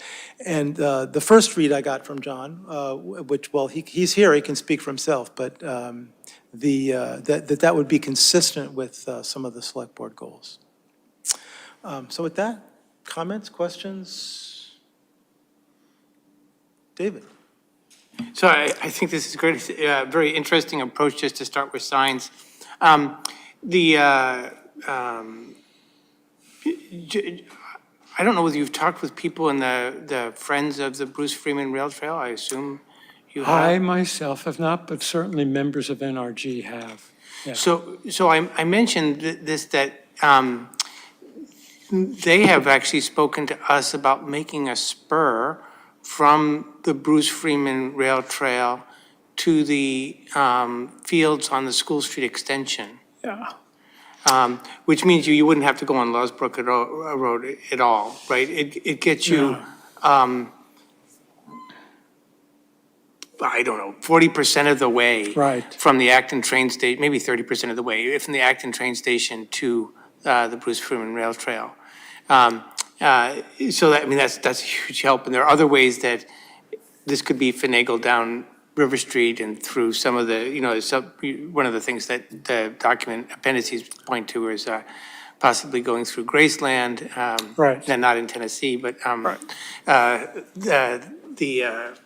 anyway, so I mentioned that just because that's, of course, that's a construction thing, but it I think is the best interconnection. The signage going through the Patriots Hill area of Acton and stuff. I think that's actually great because it gets people around inside Acton without having to go on Main Street very much. But it's difficult for a real bike trail, right? Whereas that connection, back from the School Street fields could eventually be a real rail trail connection between the two rail trails. And I also just wanted to point out, because you said one thing, that Bruce Freeman folks don't have access to the commuter rail. They do. I mean, the Bruce Freeman Rail Trail in West Concord. goes right through the middle of the West Concord train station. Yeah, right? but not in Acton. But it doesn't matter what station you get on, right? If you're going to take the train to Boston or Fitchburg, right, you can take it. Right. If you're going to Boston, it's slightly cheaper. But I could imagine people getting off the train in South Acton and getting on the Bruce Freeman Rail Trail. People, in other words, coming to Acton to bike ride. Right, but I'm just pointing out that people do that already from West Concord, right? And, anybody who is really trying to do that in a convenient way. People are already doing that, actually, with the signage. We found people that are already coming into Acton up the rail That's great. trail. So, anyway, I just wanted to point out those couple of things. Thank you for all of this. You're welcome. Thank you. Questions or comments? Are we ready to move towards a motion of some sort with relation to this? So that would be, for example, that we would direct the town manager to work with the NRG Coalition on finding some planning department resources and finding a source for funds for the July collection of money, and proceeding to work with the NRG on the grant, signing up to be a part of the grant request. So moved. David, that's pretty close, though. Let's see how that works. The only thing is, I think we'd really be working with the town of Maynard. Mm-hmm. Right, and so instead of in your motion, I think you should say the town of Maynard as the lead town. Right. I'm confused enough at this point that I'd be happy to ask John Mangiarotti again to materialize and give us advice on what motion might be appropriate. Thank you for the opportunity. I think there was a reference in there to a intermunicipal agreement that would need to be drafted. Is there an expectation that that's something that we're doing, or is Maynard going to do that? The NRG presentation says Maynard will do it. Okay, yeah, so that will have to come back to the, so I think directing me to work with Maynard and NRG to advance the initiative for fiscal 25 would be an appropriate motion. Great. Do you want to do that so moved thing again? So moved. Do you have to repeat what John said? So I'll second, but I'll second what Jim said, was substituting Maynard for NRG. Yes. And assuming that's what Fran moved. So moved. So I'll second that. Yeah, things get a little loose after 10 o'clock. I accept that. But we will have the tape if we need to understand what we just agreed to, or what we are beginning to move towards. So there's a motion and there's a second. There might be additional comments or questions or concerns, or Alyssa. Echoing what David said, I think that there should be communication with the folks, the rail trail organizations, not just the Bruce Freeman, but the Assabet as well, rather than just the planning staff in each town. Because if there are plans that, the towns may not be aware of, it would really impact decisions that are made about routes and where to place this signage. We don't want anybody working at odds. Yeah. So the spirit of the direction from the board sounds like, make sure you roll in the Bruce Freeman Rail Trail and the Assabet River Rail Trail folks. Yeah. We are in contact with Bruce Freeman. I'm actually not sure if we're in contact with Assabet River Rail Trail. I would say one thing I haven't mentioned, we're also in contact with the Metro Area Planning Council. The MAPC. Which has this landline effort. And in fact, the routes that we chose are based on the landline routes. So landline is like NRG big. It's like, it's a vision of connecting all these towns in the whole MAPC area. Yeah. And it was in fact David Lautzner, who recommended that we apply for a Mass Trails grant. Right, our MAPC contact. Oh, there's hands going up. David. So, sorry to throw this in, but it doesn't affect the motion or anything. But if it's a wider area, like with landline, which I'm kind of a little bit aware of, is there an effort to make this signage standardized? Yes. Because, it should look, the way state route signs are all the same, basically. Yeah, That- yeah, all the signs actually, well, the signs that we're looking at now, and that's something that would be determined by this grant, by the contractor. It's our intention that they be in accordance with the Mass Trails recommended signage. It's only in the last year or two, as I recall, that they have promulgated the Mass Trails and DOT and State DOT have finally promulgated standardized sign for, bike trails and, Yeah, I don't remember when they came out, Yeah, actually. yeah. But they have published them. Yeah. Yeah, you actually had some of them in your slides, yeah. Right. Yeah. Yeah, I was just thinking that, in the examples that you had in your presentation, there are no, I don't know if this is the intent of people, there are no route numbers or anything. But it would be in the same way if I told someone by car, if you want to get to Littleton, you take Route 27 till you get to 119 and you go west. It'd be interesting to take, you take bike Route 3 west until you Right. get bike Route 17, and Yeah. you go left, and then you get to Littleton. It just eases, what route am I on, that kind of thing, which was That's solved an for cars a interesting long idea. time ago, but we don't want to make the same mistakes with bicycles. I have seen in Maine, there's like a bike Route 1, which is nothing like the main auto Route 1. But yeah, that's an interesting idea. Fran, you had your hand up, I think. No? Just being silly. Okay. This is what we're They're up all a Shops little on the way, punchy too, right I now. know. to. Yeah. Ice cream. Yeah, key, very key.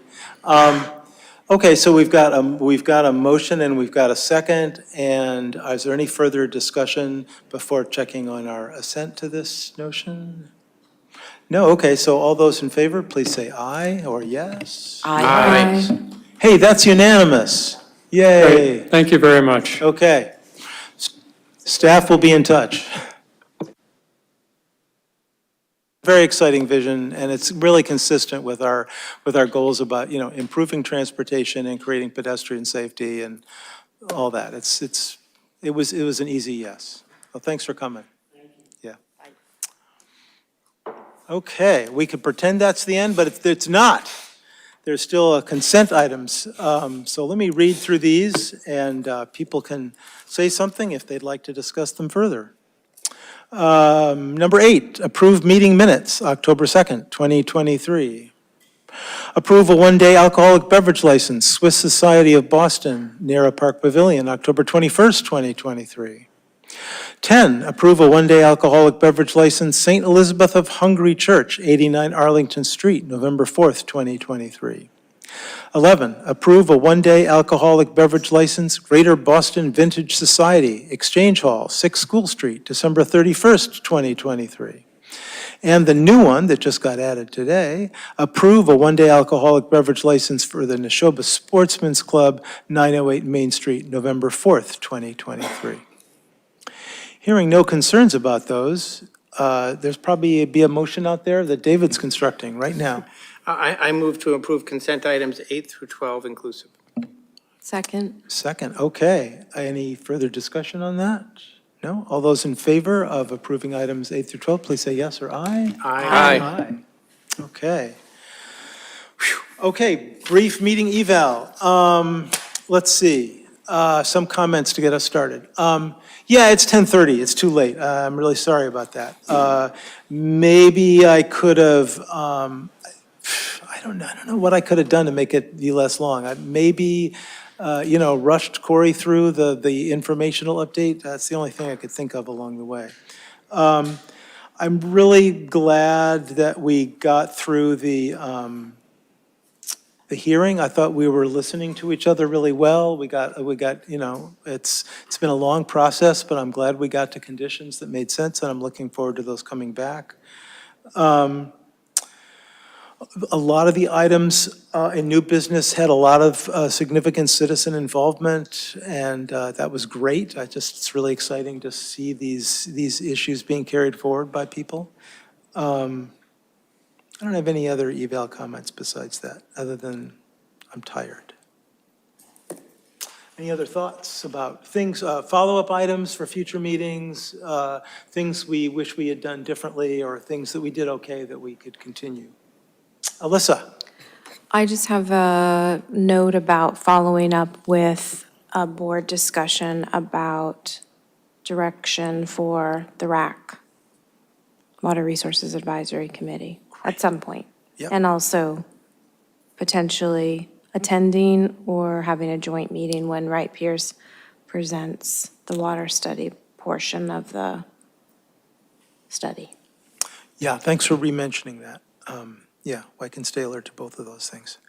Other thoughts on follow-up items or things we could have done differently or things that worked out okay? No? Okay. Thanks. Last motion? I move to adjourn. Second? Okay, that's not debatable. All those in favor, please say aye. Aye. Okay, we're done. Thanks, everyone. Good night, John.